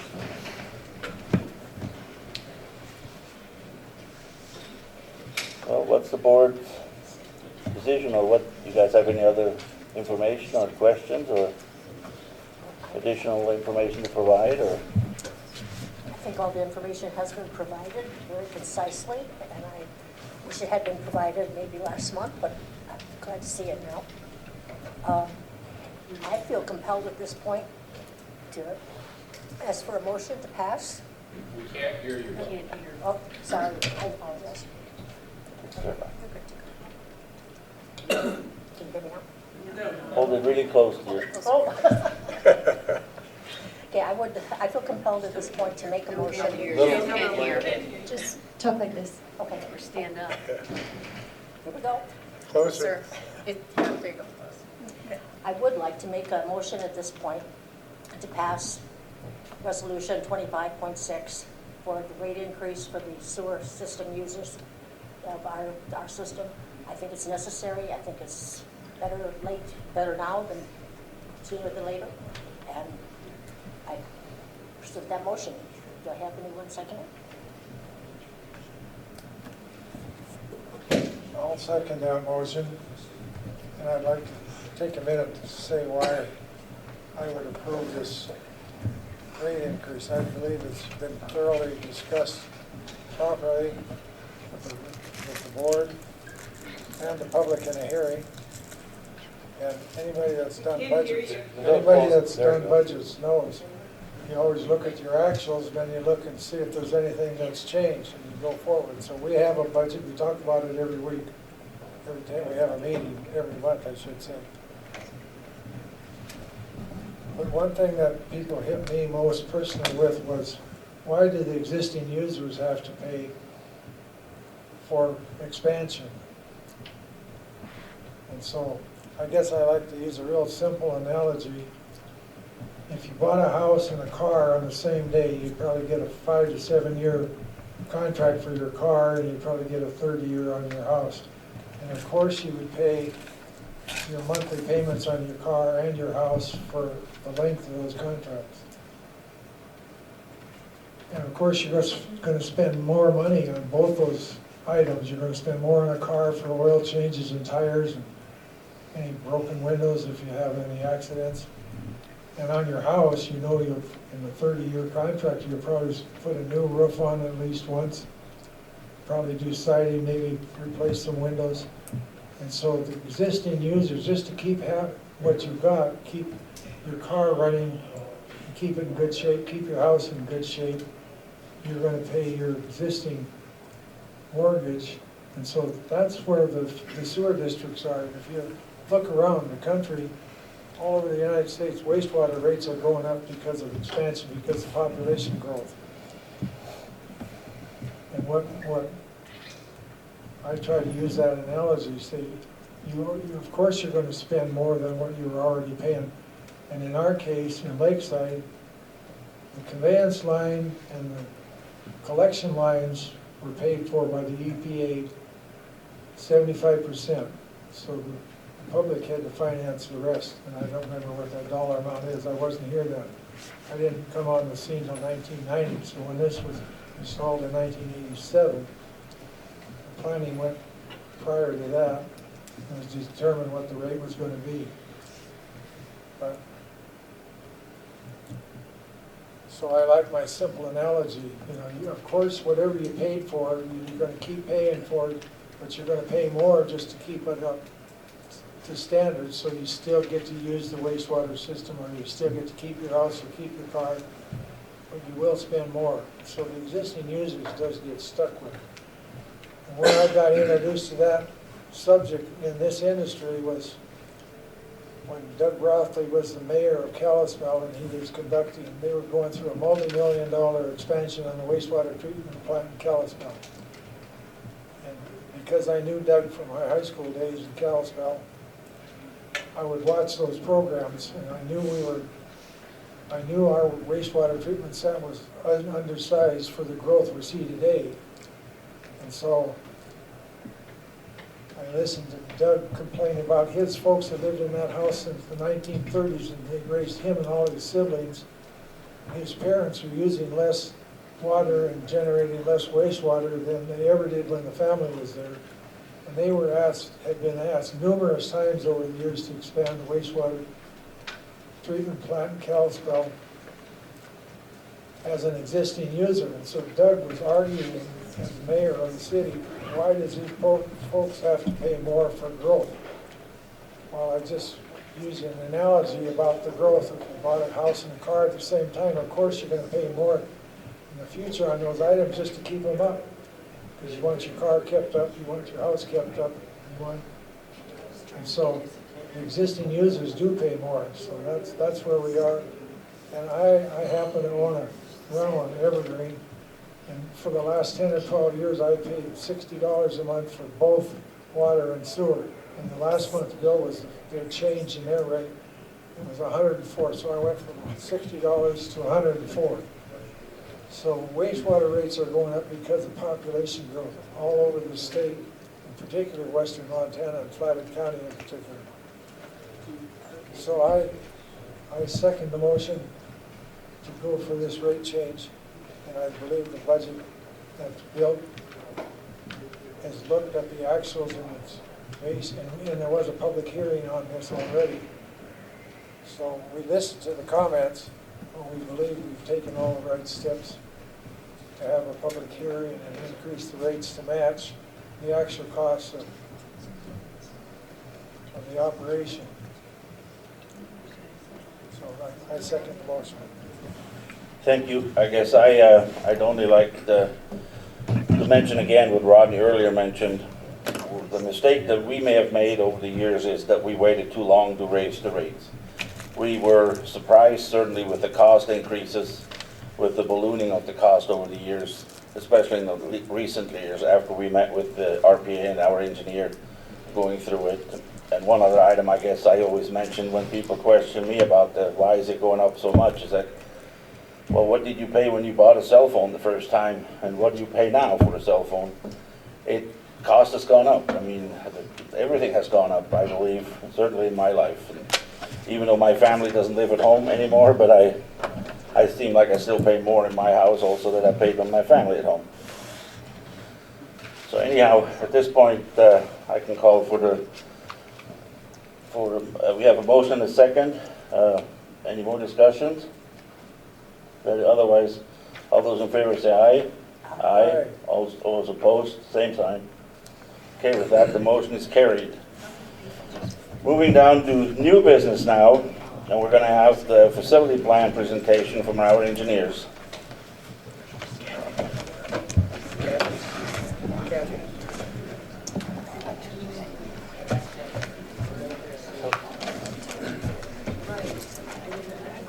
Okay, so I'd like to introduce Brad Koenig and Austin Margot from RPA, and they're going to present the facility plan to you. Ready for that now, Rodney? Yes, sir. All right, my name is Brad Koenig. I'm with Robert Petch and Associates. With me today is Austin Wargo. I'm the group manager. Austin has worked on a lot of wastewater plants across the state and has had a heavy hand in the facility plan. We're just going to jump right in and start in on this thing. So we're going to talk about phase 2 today of the wastewater plant. Phase 1 is already underway. As you've heard Rodney talk, that's the septic loading facility and the headworks. This part of it is going to be the actual treatment part of the process. So not so much the groundwater discharge part, but the actual treatment plant itself. What does the actual biological and treatment removal, the nutrient removal part? So we're going to go over the need for the project, why it's needed. We're going to go over secondary treatment alternatives, and I'm going to explain why those are called secondary. The solids handling part of it, a little bit about how the effluent disposal will work, and then the total project cost and the preferred alternatives. So Rodney gave you a lot of history. I don't want to rehash that, but you know, I guess the thing to note here is that the existing system has been there for 40 years. That's a long time. And whether that should have been updated during that period, it just hasn't been, so we are where we are today. We need to go forward with something that's going to meet the needs of the district, the needs of this community, with the goal in mind to protect Flathead Lake. Lagoon Technologies, that is something that was put across Montana. And Montana used to be in a very different place in the 80s and in the 90s. Today, there's a lot of growth, a lot of new technologies, there's a lot of different things available. So the district recognized we want to go to something that treats the water better, as well as can meet the capacity needs of the district. That the existing system was in place to serve a specific area that was created as a district. And so within that district, there's been a lot of growth, and there's a lot of planned growth or potential growth. So the district needs to plan for something that can accommodate that growth, can take that growth, and do the job that it was set forth to do, which is provide wastewater treatment and water distribution to its customers. So why are these treatment processes called secondary treatment? It kind of goes back to some old things where there used to be primary clarifiers. We used to want to have all of the food go through a primary clarifier. We would take a lot of that food out, try to just get BOD removal.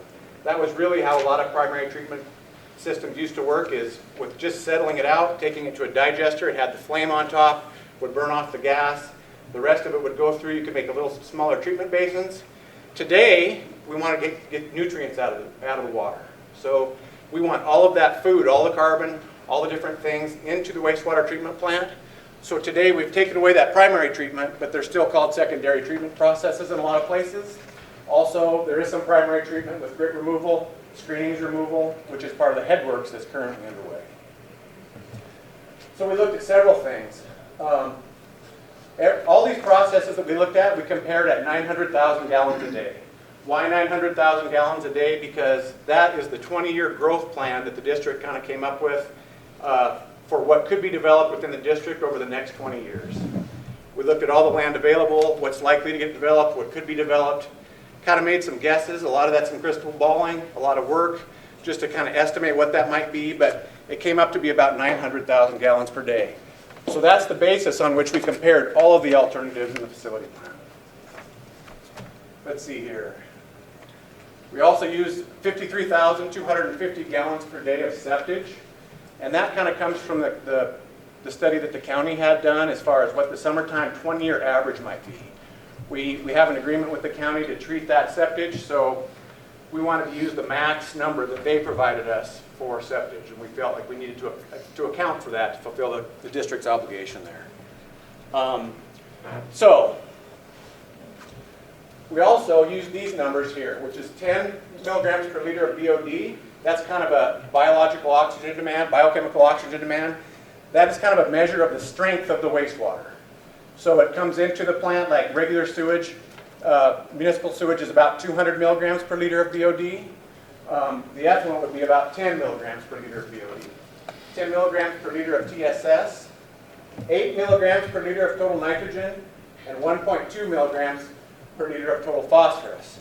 So those are the numbers that we said any of these treatment processes that we're going to review here, the oxidation ditch, the SBR, and the membrane bioreactor, all of them are compared at that level of water quality. So we're comparing apples to apples. Also, each alternative includes a septage equalization basin, which we'll go through here in a second. But we want to dose the septage in with the wastewater as it comes in, so we kind of keep the food to the plant as even as possible. And all of the alternatives include that in their analysis. All right, so Austin, can we go forward to that slide? So I just wanted to kind of give you guys some background here on what that means. So today's process, at 316,500 gallons per day, which is about where they are today, you would be putting out about 74 pounds of BOD. With any of these other treatment processes, it would go down to about 26.4 pounds per day of BOD. Likewise, there's a large reduction in the total suspended solids from 93 to 26. Nitrogen would be about cut in half from 54 to 21. And phosphorus is probably the biggest leap, which would be about 14.2 to about 3.2. One interesting thing to note here is that today's BOD load of 74 pounds per day at 900,000 gallons per day with any of these new facilities would be roughly the same number of pounds. So at 900,000 gallons a day through one of these treatment processes would be about equivalent to what we're doing today with the lagoon process. So let's go back here to what we're gonna look at. We looked at quite a few things, but the three that kind of float to the top are an oxidation ditch. That's one that looks about like that. Sequencing batch reactor, which is this middle photo, and then a membrane bioreactor, which is this bottom photo. And I'll go through those in great detail here in a minute. But those are the three that kind of float to the top. Now, all three of those are activated sludge processes. So that means what you do is you feed wastewater into a tank, you provide an environment for bugs to grow. These are microbes, but the biomass we call that. And those bugs do all the work. You try to create different environments, some aerobic, some anoxic, and some anaerobic, to create different environments for different microbes to do the different jobs. Aerobic environments do the nitrification and they remove the BOD. Anaerobic environments create an environment for phosphorus removal. And then after you've already gone through an aerobic process, you create an anoxic environment, and that is what removes the nitrogen. That's called denitrification. And we don't need to belabor all that chemistry, but that's really how this works. If you concentrate food, you mix it all up, you provide it in different environments, mostly aerobic. You try to get all of that food concentrated with the biomass, and then it eats the different kinds of waste. Then you separate the biomass, bring it back to the head of plant, and start over. So all three of these processes, they do exactly the same thing. So septic facility. This is how septic will be fed into any of these processes. So there'll be the septic receiving building. Trucks will come in, they'll unload the septic. It'll go through screening and grit removal. So it'll be a 1/4-inch screen, remove all the things that are not biological, a lot of the plastics, rocks, anything like that that's in the septic. It'll have a system for removing grit. We don't want to take all that sand and dirt that might get in there over to the plant, so we'll try to get that out of the process. Then we'll pump it over here to a septic GQ basin. That'll be a big concrete tank with a sealed lid. We'll take the air off of that, take it over here to our odor control unit, and that septic will just sit there. And it'll all just kind of stay mixed up with air and mixers. Every time the lift station from the collection system would run, we'd want to dose in some of that septic so it mixes with the wastewater. We want to keep that food coming into the plant as even as possible to make the system work as good as it can. So all three of these processes would utilize that. Next, Austin. All right, so we'll start out with the oxidation ditch. Again, it's an activated sludge treatment process, like I explained. It uses kind of these oval shapes. All oxidation ditches have these oval shapes. You can have a vertical mixer like this, which is a big paddle. And as you mix the wastewater around, you create aerobic environments here, maybe some anoxic environments in other parts of the ditch. And it just keeps going around in a racetrack.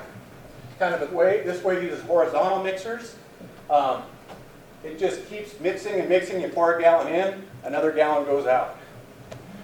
One of the ways that's different about this process is how the solids, or how the biomass, is separated from the treated water when it's done. Oxidation ditches rely on clarifiers. These are little circular tanks. You guys have probably seen them at a lot of the bigger cities, big round tanks. Those are just settling tanks. There's an arm that goes across the bottom. It has holes in it. It's connected to a pump. As the biomass settles, that sludge, or activated sludge, or biomass, is pumped back to the head of the plant, and you just keep using these same bugs over and over to create this treatment process. So, again, an oxidation ditch, it's maybe a little bit shallower. It just kind of goes in a racetrack motion, and you use clarifiers to settle it. We create different environments to create environments for nitrogen removal, phosphorus removal, and the BOD removal. Requires a lift station, a pump station to pump that RAS from the clarifiers. This is a process that's used in Miles City. Lewistown uses this process. They have a biological nutrient process there that they do very well with phosphorus. The most recent one constructed, I think, is in Belgrade, and that's, I don't know, maybe 4 or 5 years old. Maybe it's a little older. This is what it would look like. We have some anaerobic tanks here. Go through 2 parallel oxidation ditches. There'd be a clarifier. You could feed either clarifier with either ditch. This would be the RAS pump station that would take that biomass, pump it back to the head of the plant. One of the things that's common of all these activated sludge processes, you have to waste some of the biomass. In order to keep the right distribution of bugs, the right types of bugs living there, you want to get rid of some of that biomass all the time. So every day you would be wasting part of this, and that's what really goes to your solids handling process. So this is the waste activated sludge stream. We would waste it over here to some concrete storage ponds or storage tanks. They'd be mixed both with air and mixers, and then off to solids handling. So that's how the oxidation ditch would work. What are the benefits? Really simple operation. This thing just runs all the time. There's not a lot for operators to do. They're generally low maintenance. Those rotors that horizontally mix or the vertical mixers generally have a very low maintenance effort to them. One thing we like about the oxidation ditch, it has unit process separation. That means each tank has kind of its own job. So when you go around to monitor the process, there can be probes. Each tank has its own job. So one tank, every day you would want to shoot for the same chemistry, the same oxygen concentration, the same types of things every single day. And that's just nice for operators. The equipment cost is reasonable. What are the disadvantages? Well, it's a large footprint. It's shallow. These are not as deep as some of the other alternatives, so there's a lot of concrete to pour. Ours would be 60 feet by 212 feet. You'd have clarifiers that are 60 feet in diameter, so there's more tankage to build maybe with some of the other alternatives. So that makes the capital cost higher. Also, they're moderately flexible for process changes. That means that you might be able to make some seasonal changes, but day to day it's a little bit harder to make changes in response to incoming wastewater, things like that. That same thing that's kind of a benefit over here for unit process separation is also maybe a little bit more challenging in response to upsets or incoming wastewater on a daily basis. So those are kind of the pros and cons of the oxidation ditch. All right, the SBR. This is actually a picture of the Whitefish wastewater plant that was recently constructed. So again, it's an activated sludge treatment process. But in this case, wastewater is treated in batches. So everything happens in cycles. And all of those treatment processes are created in the same tank. So first you have a fill phase where you fill it with wastewater. Then there's the react phase where you turn oxygen off and on. You create the different environments for that biomass to react with the wastewater. Then you shut the air off and all the mixing off, and you let things settle. That's the settling phase. And then you draw off that treated wastewater off the top. So again, the biomass is separated from the treated water here by settling, just like the oxidation ditch. But it's all done in the same tank. We don't have other clarifiers. We can do everything in one tank. This process is utilized in the state quite a bit. Whitefish has this. There's one at the Glacier Park. That's what they use to treat their wastewater at APCAR. There's one in Livingston and in Glendive. There's also a few others, but those are some of the ones that are probably the bigger, newer ones. This is kind of what that would look like here. We would have 3 reactors, and one would be in one phase while the other is filling. So there'd be a constant flow through the plant.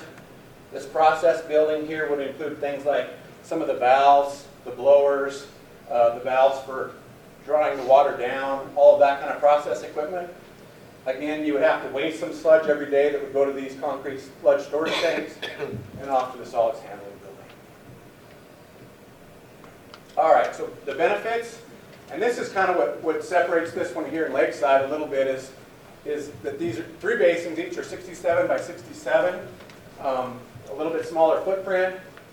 It is a very flexible operation. That means that as you have probes in each of those tanks that'll be monitoring water chemistry, you can change the timer on these types of things really quickly. If you have a batch or two that you thought, well, we can get a little better nitrogen removal if we make a change, you can just change the time cycle for those different environments, each batch almost, if you wanted to. I don't know that we would be supportive of each batch, but you could certainly make changes very quickly in response to stronger strength wastewater, something that would happen at the plant. Reasonable equipment costs. This technology is also being used nearby. We see this as a benefit because this district can collaborate with Whitefish, talk to them about how their plant functions, work together to try to learn about what they see or what they have happening. So we think that's a benefit. Disadvantages, again, that same reason that it's flexible and easy to make changes, you really have to understand what you're changing. You don't want to just make 2 changes at once. You want to do things slowly. You have to really understand what you're changing and what those impacts are and what that might be to water quality. All right, the MBR. So this one, again, it's an activated sludge treatment process. The real difference with this one is it uses a barrier, a membrane, to separate the biomass from the treated water. So at the end, you do the treatment just the same as you do with our other processes. There are big tanks that mix the biomass with the wastewater. You create the different environments. But at the end, you use a barrier, and this barrier is just big enough for the water to squeeze through, but it excludes the biomass. So that's the real difference with the membrane. You still have to have a RAS pump station that would pump that biomass from that membrane tank where those membranes are back to the head of the plant, just like you would with the oxidation dish. So it would require this recirculation pump station. There's also, when we look at the next slide here in a minute, I'll explain this recirculation pump, but there's a pretty large recirc back from one part of the plant to the other part of the plant to get the nitrified water back to an anoxic zone. It's not that big of a thing, but something worth noting.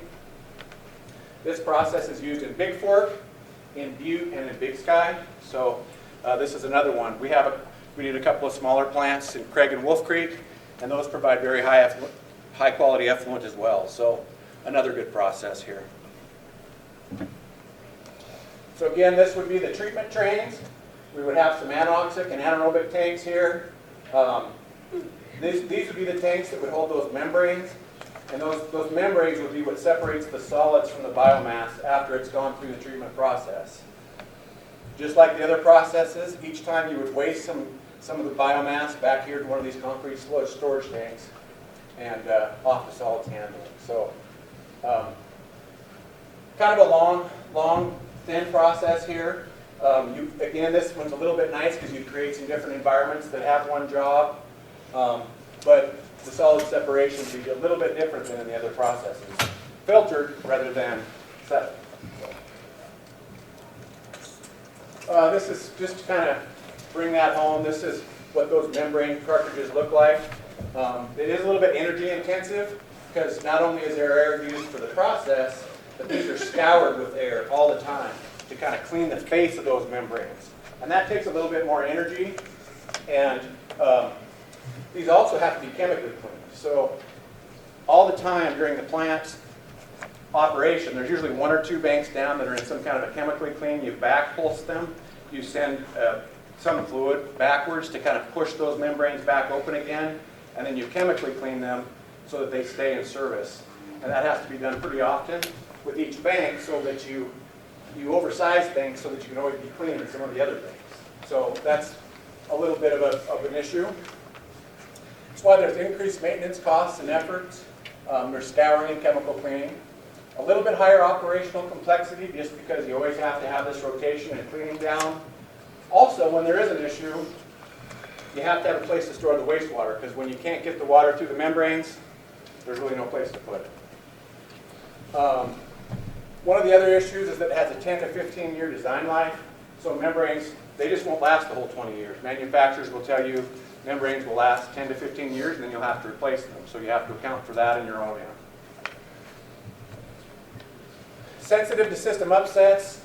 I don't know that that's necessarily true. I feel that it is true, but I also feel like that can be monitored and with proper operations that isn't true. But you have to make sure, one of the things that we have some folks in our office that were really involved in the startup of the Butte plant.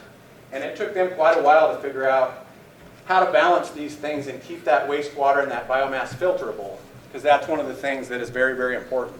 How it gets filtered and keeping the right mix is really something that's important.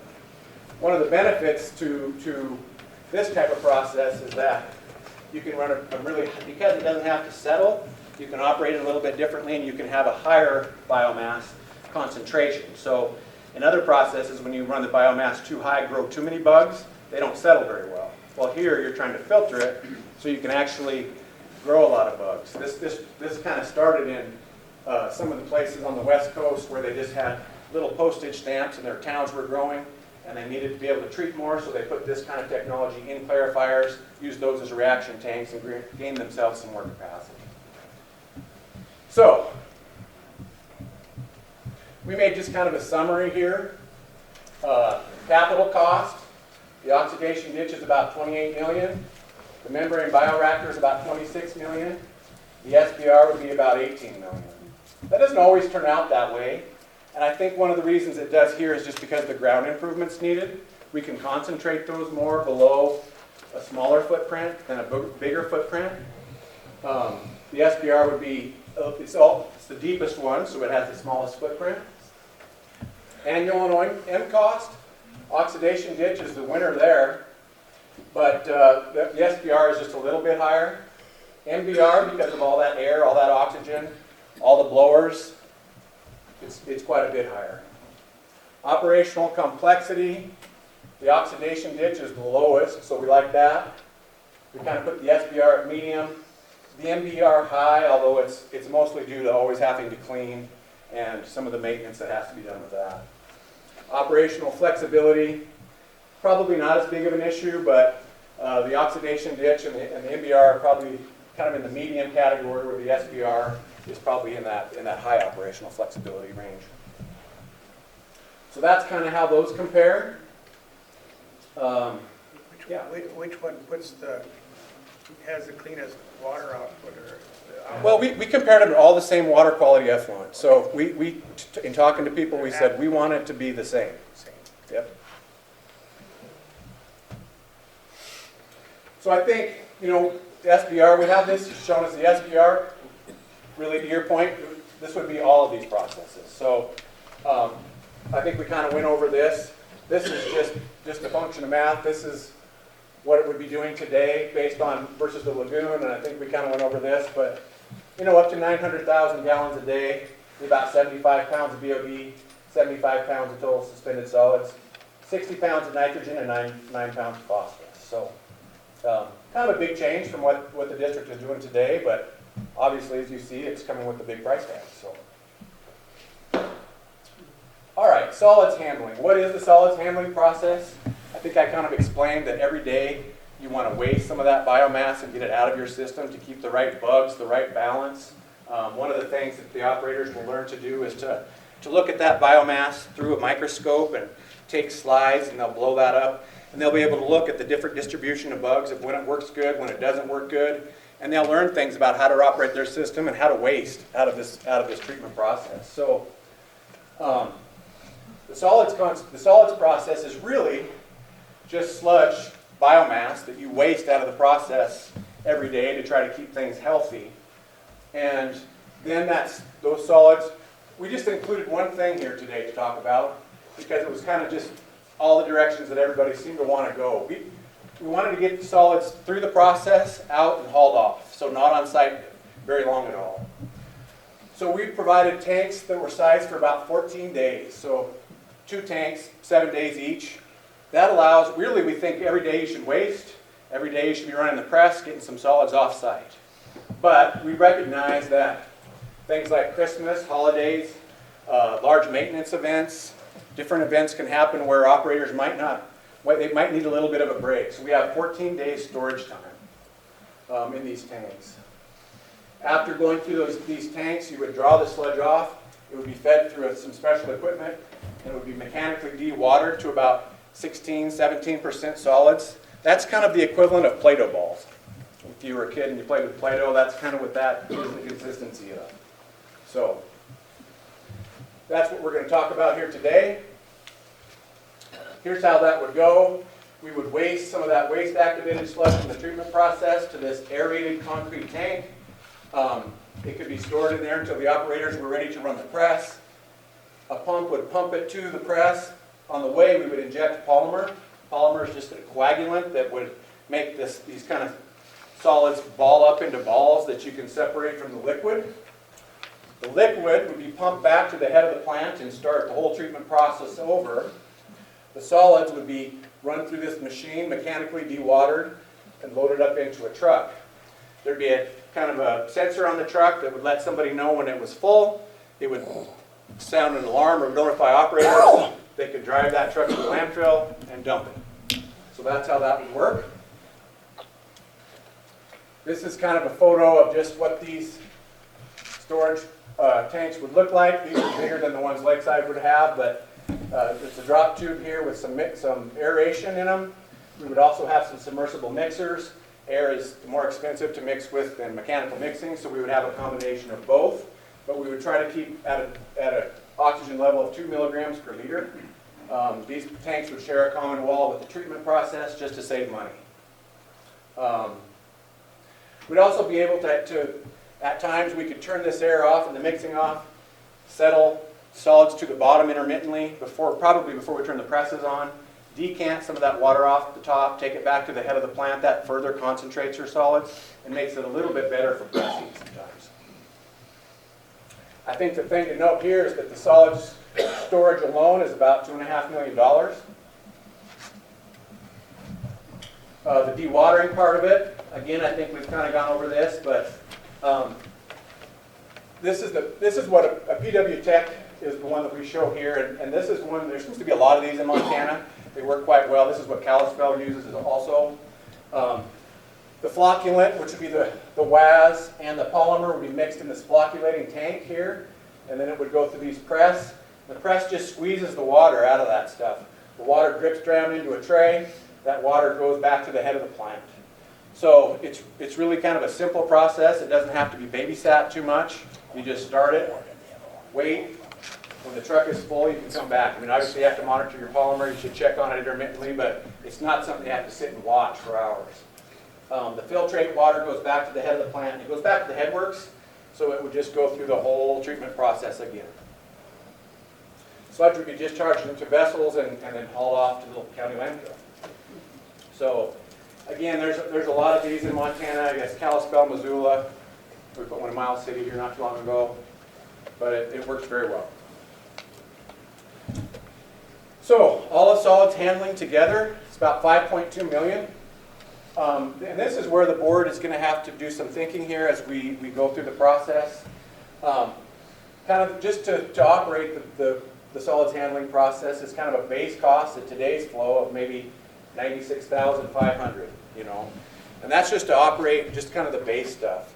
Where we start out at 300,000 gallons per day would be about, and 14,300 gallons a day of septage, which would be, I mean, that's just a rough guess of where we would start the first couple of years. That would be about $82,000 a year in addition to the $96,000. And then it just goes up, you know, from there. So, you know, if you double the flow, you double the cost. But up there at 2,047, if we got to 900,000 gallons a day, that would be, you know, about $231,000 per year in addition to that. So $300,000 a year roughly. And also a lot of solids going to the landfill. So one of the things that you guys will need to think about, or all of us will need to be thinking about as we go forward here, is how are we going to do that? Are we going to do a contract hauling with someone that comes and does that job for you, takes these solids away and hauls them and disposes of them? A roll-off container that someone comes and picks up? Or would you guys want to have a truck and dispose of it yourselves? So different ways to do that. That's something that we put some dollars per mile in there to estimate this stuff, but that's something that's going to have to be thought through. So, effluent disposal. This is something that was kind of decided years ago a little bit when we started in on the groundwater discharge permit. So we're going to use the groundwater discharge permit with the existing land application system together. As Rodney explained earlier, this is kind of what this would look like. You know, we showed these ponds divided into thirds with a valve building, so you could use parts of the ponds if you wanted to, and so you could maybe do maintenance in the other parts, scarify it so they flowed better. It's not necessarily something that has to happen. We just wanted to provide a lot of flexibility in operations and make sure that the system was running as good as it could. So we're showing those now. These buildings would be pumped from the secondary treatment process out here to these ponds. Those ponds would have actuated valves that would open and close for different parts of the pond as we discharged. Again, we could use the whole pond at once if that was desired. Again, this is something that we'll have to dial down a little bit as we move forward into design. But these ponds, buildings, this whole bit here is about 2.9 million is what we estimate for that. Let's see here. So, effluent flow summary. Today, 16,500 gallons is that's our capacity.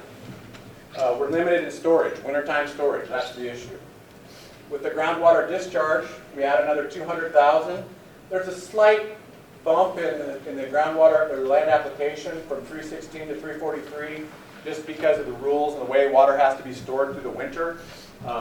All this water will be treated exactly the same. So all of it's going to get the same treatment, and then it will go to either the groundwater discharge ponds or the land application system. So the total effluent capacity would be about 543,000. We'll still be limited by storage capacity in the winter as far as how much we can land apply.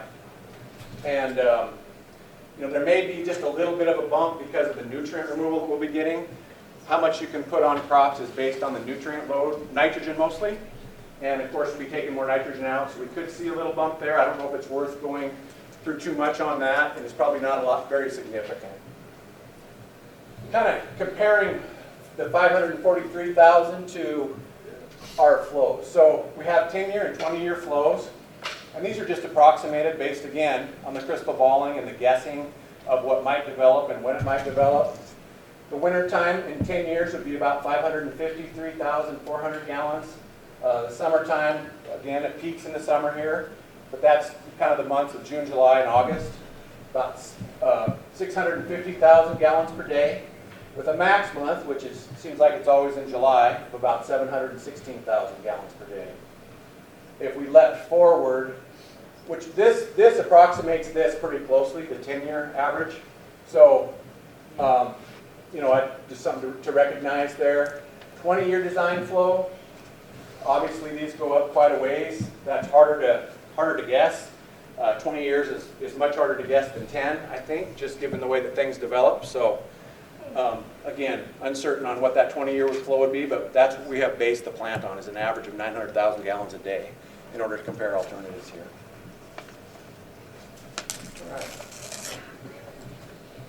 All right, kind of the preferred alternatives. I mean, I think the SBR is quite a lot cheaper. Again, and I should note that these are all estimates, right? I mean, we have a lot of work to do, but this is based on good guesses of what we have been seeing lately in Montana for pricing. Equipment manufacturers have given us quotes, so these things change from time to time. Things like tariffs, different things like that can definitely make changes, but this is our best guess here. 18.7 million for the SBR. The solids handling just kind of is what it is there. We did not want to change the solids handling. The septage provides a lot of the solids volume that you'll have to process, so we did not change that for the flows, for the different flows of the plant. So that kind of remains the same. Groundwater discharge would be about 2.9 million. So if you built the whole plant for 900,000 gallons per day, would be about 26.8, and 600,000 gallons a day would be about 24.5. Now those are closer than you might think, because we planned on the solids handling just being the same on both circumstances. Also because we're putting in all of the infrastructure in the 600,000 gallon a day plant, so that all you have to do is pour that extra fourth SBR basin to get to 900,000 gallons a day, or possibly 2. But we'll put in all the piping and all the infrastructure, so it's an easy thing when you hit that number and you need to add capacity. So with that, I guess our recommendation is probably to just build it to 600,000 gallons a day today, and look forward to figuring out what you need to do as that growth may be realized. It's a little bit lower cost, but again, that's really a board decision. But we feel like the SBR with the concrete storage basins, the solid watering press, the groundwater discharge as I described, is the best route for the board, for the district. So, that was the end of my presentation, Rodney. All right, that's great. Do you have any questions, Rodney, or at this point, or? Open it up to public comment. And then, Okay. and then the ordinance. So we'll open it up again for public comment. If you have any, please feel just free to step up, and I guess we'll try to keep it again 2 minutes if possible. Again, name and address, please. Yeah, my name is Craig Spencer. I'm a retired scientist with a doctorate in freshwater ecology. Spent over 30 years conducting research on freshwater ecology in the Flathead Basin. I lived part of the time in South Dakota and part of the time in Big Fork. And my previous work included time working as a scientist at the Flathead Lake Biological Station. On the positive side, I think the proposed designs will result in cleaner effluent than the current facility. That's a good thing. Of the three options, it's my understanding that the membrane bioreactor would result in the greatest reduction in nutrients. So I would favor that. I'm pretty sure that's what they did at the biostation in their new plant. However, as I understand the DEQ permit, additional nutrient reductions will be required following groundwater injection in order to meet the permit. From my experience, I think this carries some risk. Similar conclusions were drawn in the 3 reports submitted to the DEQ during the public comment period written by outside experts. I do have experience work with respect to phosphorus. I previously worked on a project in Michigan testing whether an experimental system of ponds and wetlands would effectively reduce phosphorus in wastewater effluent. We saw some phosphorus reduction initially, but after several years, the phosphorus reduction stopped. And the phosphorus just flowed straight through. So I think a similar outcome could happen here, resulting in no long-term phosphorus removal following injection.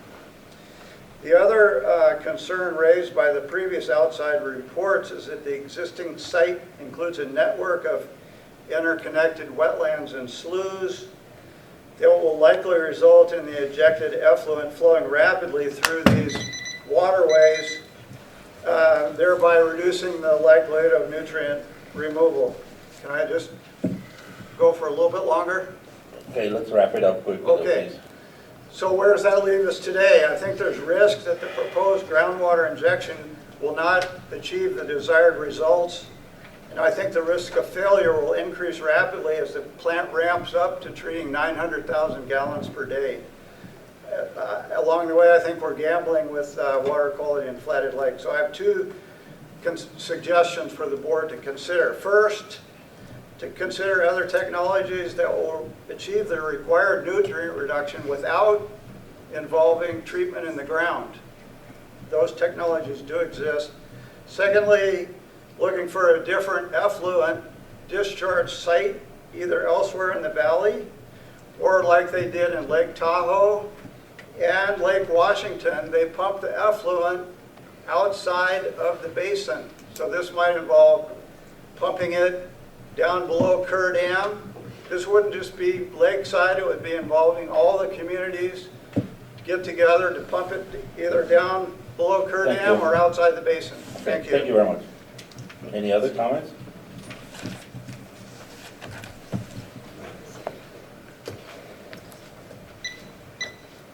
Jennifer Tipton, I agree with what he said. you know, you talked about these other systems with the treated water going directly into the lake.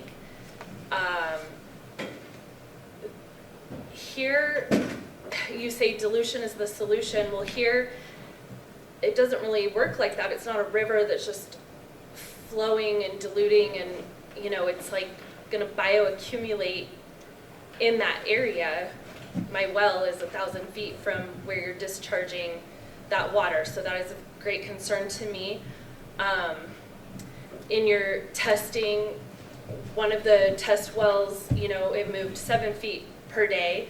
Another was like 300 something per day. So it's not the homogeneous ground that your models came off of. And so I worry, like he said, that it's going to flow much faster, get down into the groundwater.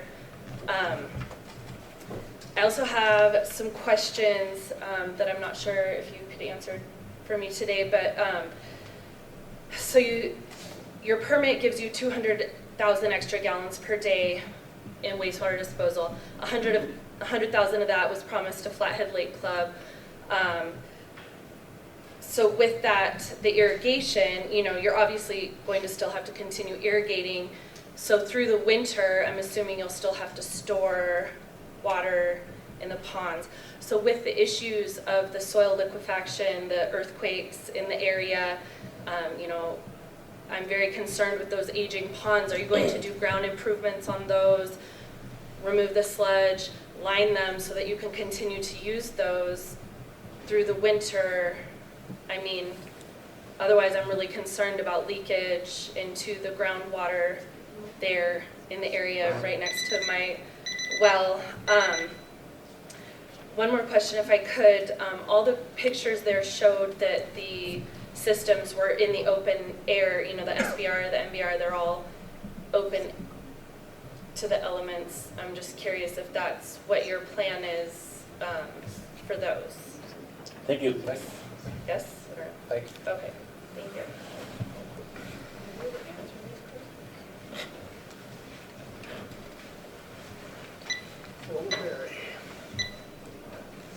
Again, Mary Flowers, Citizens for a Better Flathead.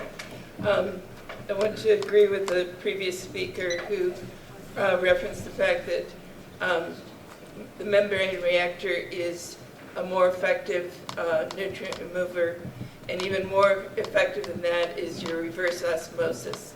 And what is really the essence is that the science shows you're not going to be able to clean this water up enough for the injection of it into groundwater. Of much greater importance, and I think a real consideration, is the prior speaker's suggestion that this wastewater really needs to be pumped out of the floodplain and out of the basin there. Second, I want to speak to the issue of the point Rodney made earlier about the existing sewage treatment plants all being right next to a river or water body, and all discharging right into that water body. It's important to remember that those were all grandfathered in prior to 2000, when there was a requirement based on a lawsuit that said that the district or the county was not adequately removing nutrients and TMDL loads. In 2014, those TMDL loads were established, and the lake is impaired, and adding any more nutrients at all is really an issue. And the science shows, and each of you got a certified letter inviting you to come to our recent community meeting. None of you came. Rodney was right outside the door, and I couldn't convince him to come inside. Want to make sure that you look at that. And finally, I want to make sure that everyone understands that biosolids, it's really a misnomer of a name because they're basically 85% liquid. And we have the issue of those biosolids all of our sewer districts right now are going to be Let's wrap taking it up, those Mary. to the landfill. And that is a huge problem because they can be corrosive to the liner there, and then we get right back into a Thank you very much. contamination issue. Thank you.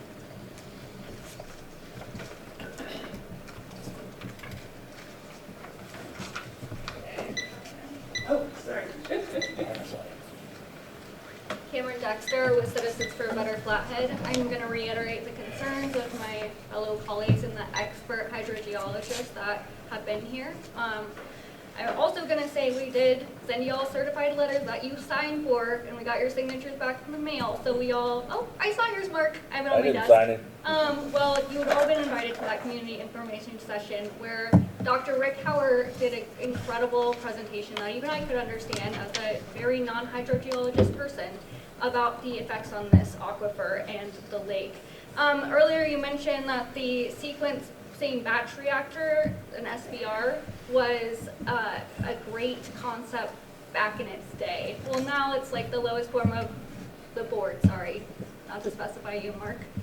The SBR is no longer considered that, and I think that needs to be taken into account. We have a beautiful lake that serves multiple purposes, including recreational purposes, and we need to protect that. And I know y'all are concerned about the lake, because who wouldn't be? So let's come together, let's read the reports, let's read the science, and implement that.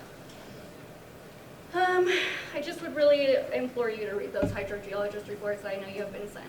Thank you. Thank you. Any more comments?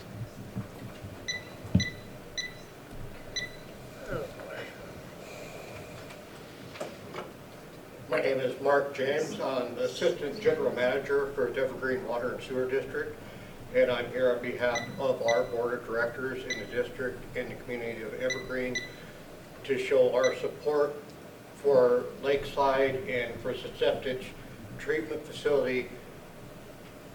The community of Evergreen, we have over 1,500 septic tanks that we own and maintain and pump. And I have to dispose of over 350,000 gallons of septic every year.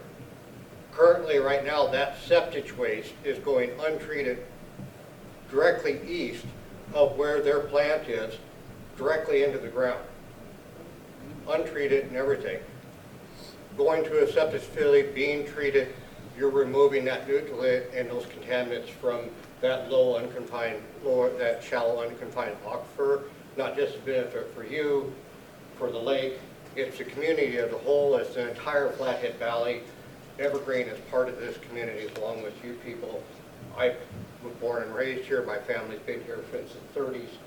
I'm very passionate about the water quality, public health and safety, and we just want to publicly support this and let you people know this is a benefit for not just your community, it's a community for all the communities in the Flathead. Thank you.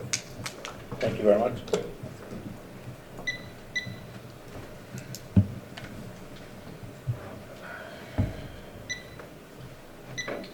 Hi, my name is Christian Salcedo.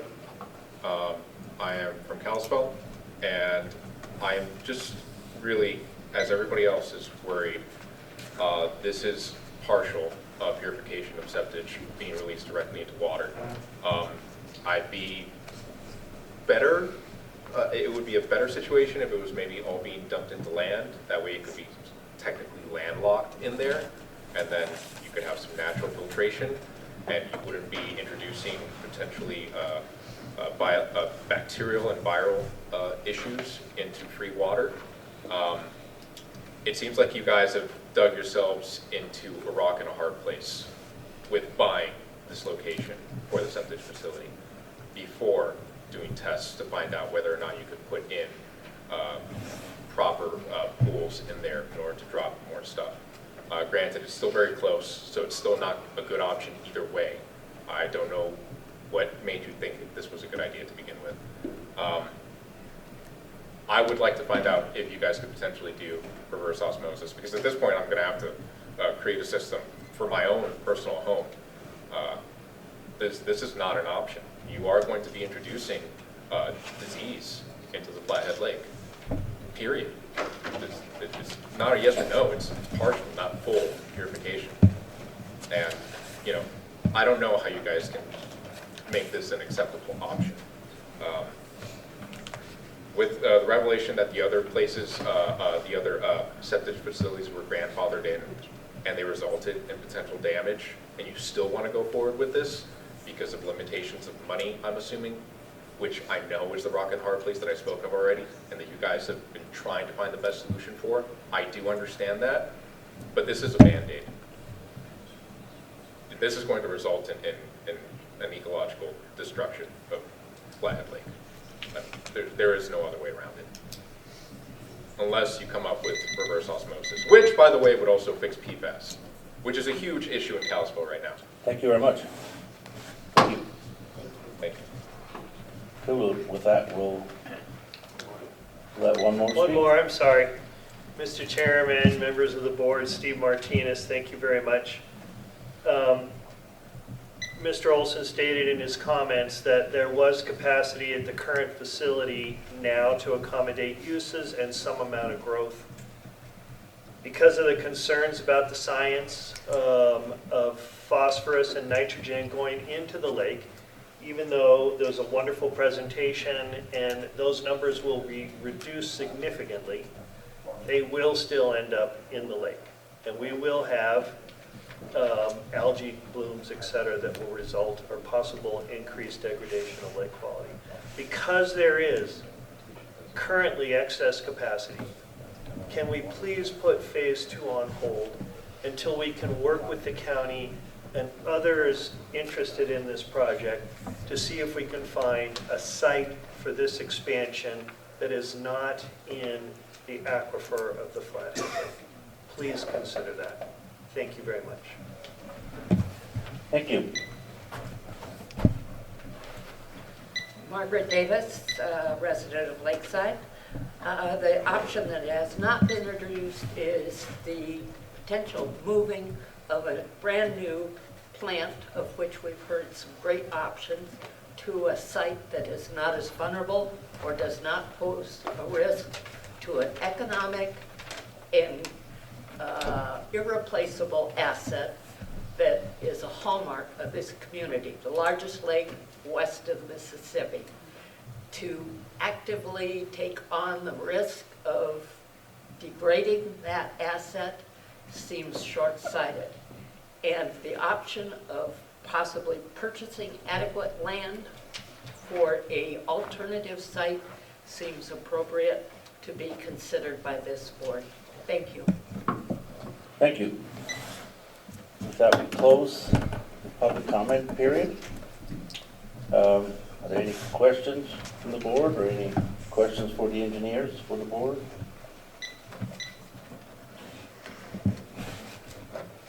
I guess I have one of them. Is I know it always sounds like the SPR is just because it's cheapest, is the way to go, but I think you tried to explain partially why the SPR, it just has this, it ends up having a fairly small footprint, and because of that it needs less concrete, less space to ground treat. But you also explained, and we know that Lakeside has very high peaks in the summer, and I think we're pretty low flow in the winter. What system would best fit for that application? Mark, I honestly think that all three would work very well. I mean, I don't think you can say that the summer peaks would change what we would recommend. I think that all three systems would work well based on summer peaking.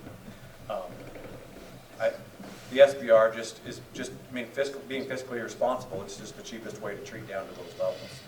And I think one thing that's important there is it's not only, we wouldn't want to be on the cutting edge. We want to do something that we have a track record with and we know how it responds and how it works and that it's been successfully used in other communities. So, I mean, these are things that have been used in other states, other areas. It's used in Montana and it works. And that's why we feel good about recommending it. Well, some of the comments were that the SBR is not state-of-the-art anymore. Is that not true? Well, state-of-the-art is a kind of a tough thing to say what that means. I mean, I think things don't move that fast in wastewater. I mean, we're all engineers. We like to test things for a long period of time. So State of the art, I mean, we think, I mean, if there's something that's state of the art, it's probably MBR. I would say is something that's, and that isn't that state of the art, it's been around for quite a while now, but for a long time that technology didn't exist. You know, here I think it would work well. I think there's a few limitations that aren't as, it's not as good of a fit for you, but I think that if that's what you like and you feel like provides, you know, a level there that you like because it is a barrier, I think it would work. I just think it's more costly and there's more operational costs. I also am a little concerned about filterability with the MBR. I mean, one thing Mark brought up, and it's not insurmountable, but with these peaks in the summer and lower flows in the winter time, and you have septage in the summer, probably a significant amount less in the winter, that just keeping it filterable so that it always works is a little bit of a challenge, but not insurmountable. So if you had to put this facility, I mean, if you had a choice to change the discharge point, for example, I mean, I'm just kind of thinking out there because that's what we're hearing, we should relocate it. Would it make I mean, would this plant go anywhere else, or could you move this plant anywhere else? I mean, yes. Or would you recommend the same plant up in Whitefish if Whitefish did not have a discharge into the river, well, et cetera? I think, I mean, here the soils play a consideration just because of the ground improvements and what those cost to support structures. So, I mean, if soils were the same everywhere else that you're considering, then yes, it could just be picked up and moved to wherever that would be. If that answers your question. Yeah, I was just more thinking if there's any specific reason why we have it, why we're looking at it in Lakeside or at our discharge point. We've always been told this is, like the last commentator was saying, basically how a terrible site this is where we're at, where we're located to discharge. I mean, first of all, we're not obviously discharging, we're not injecting into the ground, we're infiltrating with shallow ponds. So if we go that option, basically. When we evaluated these, we just said we want those water quality parameters that I listed. That's what we want to consistently come out of the other end. But that doesn't mean that we can't do better than that. I mean, if operators pay attention, I mean, one thing that I neglected to mention, and I wish I would have earlier, is that all three include a method for dosing alum at the end. So alum, as Rodney explained, is a metal salt. So once the water is treated, or it can be at various stages. I mean, it can be at the end or it can be in the middle. You mix alum up with the wastewater. It's just a chemical reaction, so it will bond with phosphorus and just settle as sludge and go out as waste sludge. So all three will have that. So there's the ability to lower phosphorus even further than what we would aim for biologically. But really, we're aiming for something. I mean, that doesn't mean those numbers up there aren't the best we can do. They're not obviously the worst we could do. But it should provide very consistent treatment at that level. So, yes, we just want, we did this evaluation based on what's coming out of the end, not where it's going. We're a mile from the lake, so does that have any effect with the SBR versus the MBR? No, I mean, none of those will all put out that same water quality that meets the discharge permit, and then there's the ability to go further if that's the desire. Go further in treatment by adding alum to a higher level. We will have the capability of adding alum in all three of these options, which will reduce the phosphorus level even from what our actual levels are required to treat. Well, I guess we're different from all these other places you cited, dumping into the Ashley Creek or the Whitefish River or the Platted River. Two different places, and we're a mile from the lake. So any discharge into the land is a mile from the lake. Isn't that one of the best ways to treat any wastewater is through soil? Well, yeah, the soil will provide some extra treatment, particularly with phosphorus, but we're not counting on that. I mean, we're coming right out of the back of the plant. That's all those numbers. Those are your permitted levels. Those are what we said we have to meet these reliably every day.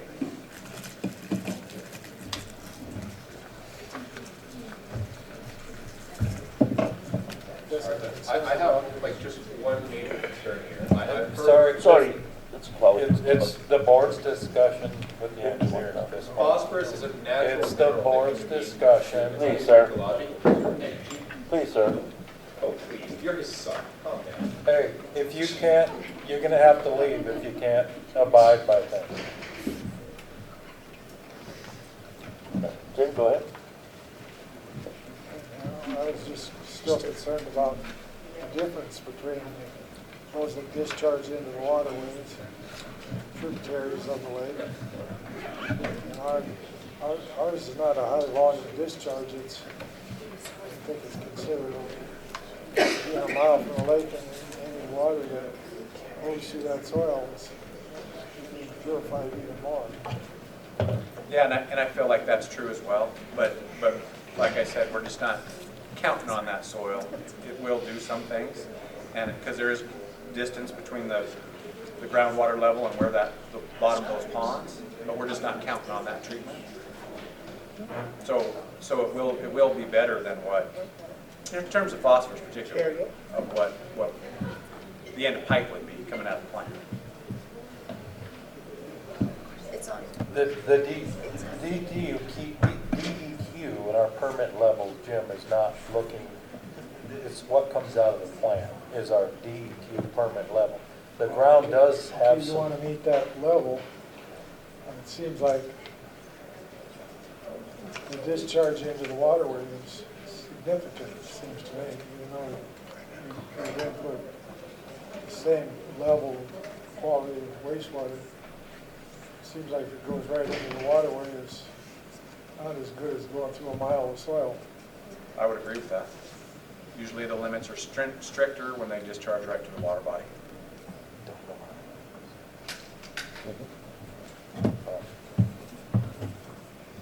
Kathy, you have any questions? Or? Let's go. I can, just my input is working with these guys, working with WET on their study of the unconfined aquifer that this will go into. And obviously I work a lot closer on a daily basis with all these guys and talk about all these things, and I know we bring it to you on a monthly basis and you gotta look at it and hear it and make those decisions and stuff. But from my standpoint, and meeting with the DEQ, I went with them. I went down to Helena, sat in the DEQ meetings ever since we started this process, and sat across the table from them. Their first meeting with them,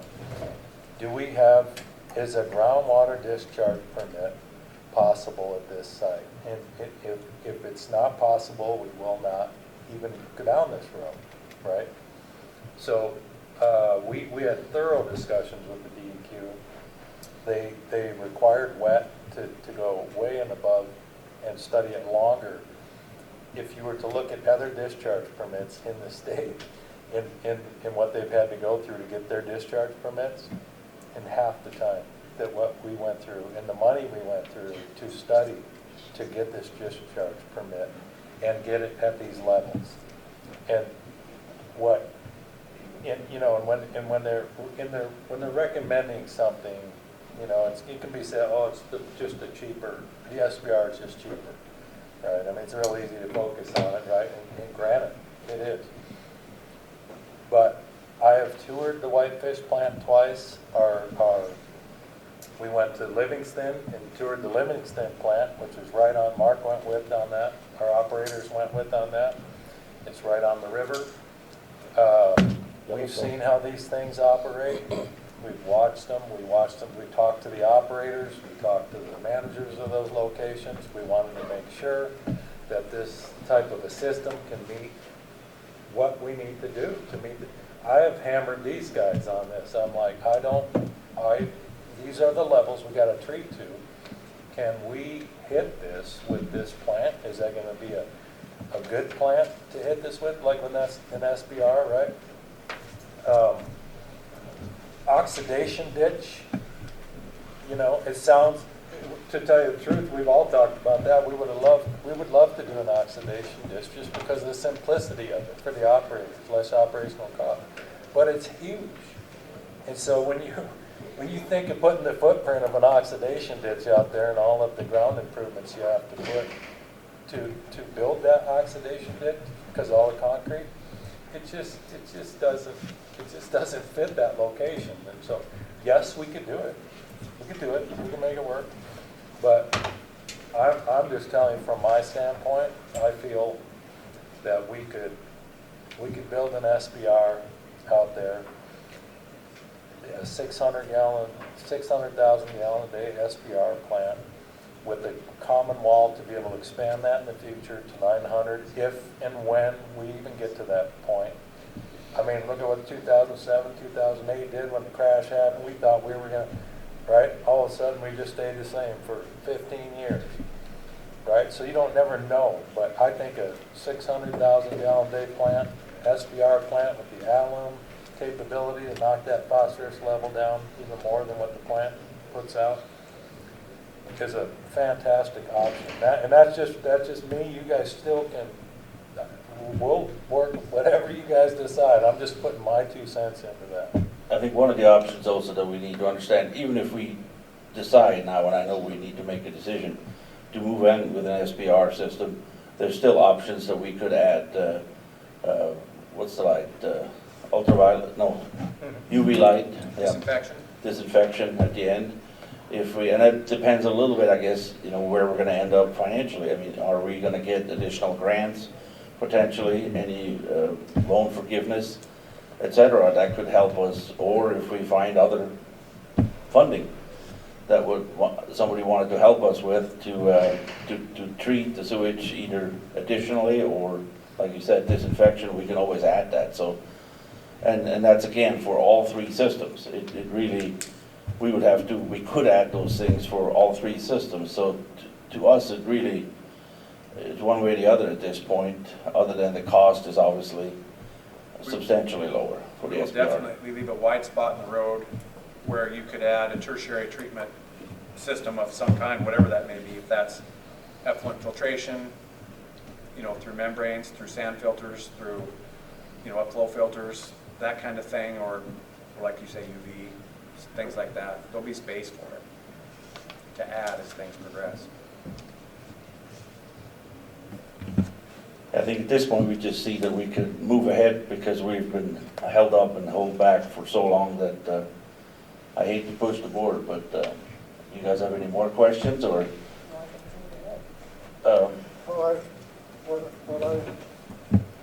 What I hear from our professional engineers is that we need to meet a 600,000 gallons a day. The SBR will do it. No questions asked. That's right. I think there should be questions asked, but that's our recommendation for sure. That's your recommendation, yeah. That's what I hear. Move it away. That's the recommendation.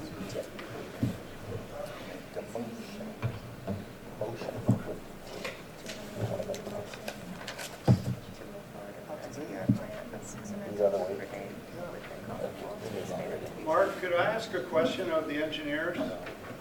No, not really at this point. If you have questions, you can write us and we'll see that we can answer it. Do you think this would Can be I an ask a appropriate question? time? Do you think this would be an appropriate time to put a motion forward to move forward with the plan? Yeah, I would be ready for it, but just I one think vote. we need to do, I think sooner than later is to our benefit and to the community's benefit. So I would put that motion forward if I have someone who would agree with me. Second it. I'd like to have the whole board as part of this decision. Yeah, with the SBR plan. And that's what we were discussing, yeah. You just Make a motion to presented move forward with the this. SBR You can't put a plan motion as forward. discussed. You just now presented this. This is the first time the public's hearing. Sir, please, do we really have to call the sheriff and get you taken out?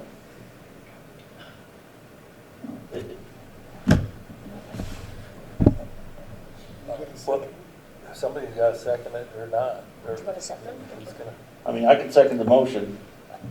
I think we have enough information at this point and it's better to move forward with it. The more, I mean, if you're not comfortable, that's one thing, but the more we stall, if you're comfortable with it, the more we stall, the more we're gonna be put behind the schedule. 10. So Okay, we have a motion and a second. All those in favor say aye. Aye. Motion carries. To be clear, it was to move forward with the SCR plant at 600,000 gallons with a common wall for Correct. expansion. I think I sadly understand that you have to still leave, Kathy? I really do. Okay, we can table those. I mean, the other items, we'll just have to table at this point. And I understand it's frustrating for all of us for not having all 5 board members here. Could we move the budget? She has to leave, yeah. So with that, we'll adjourn the meeting for today, and we'll continue these other items on the agenda of the next board meeting in September. Thank you.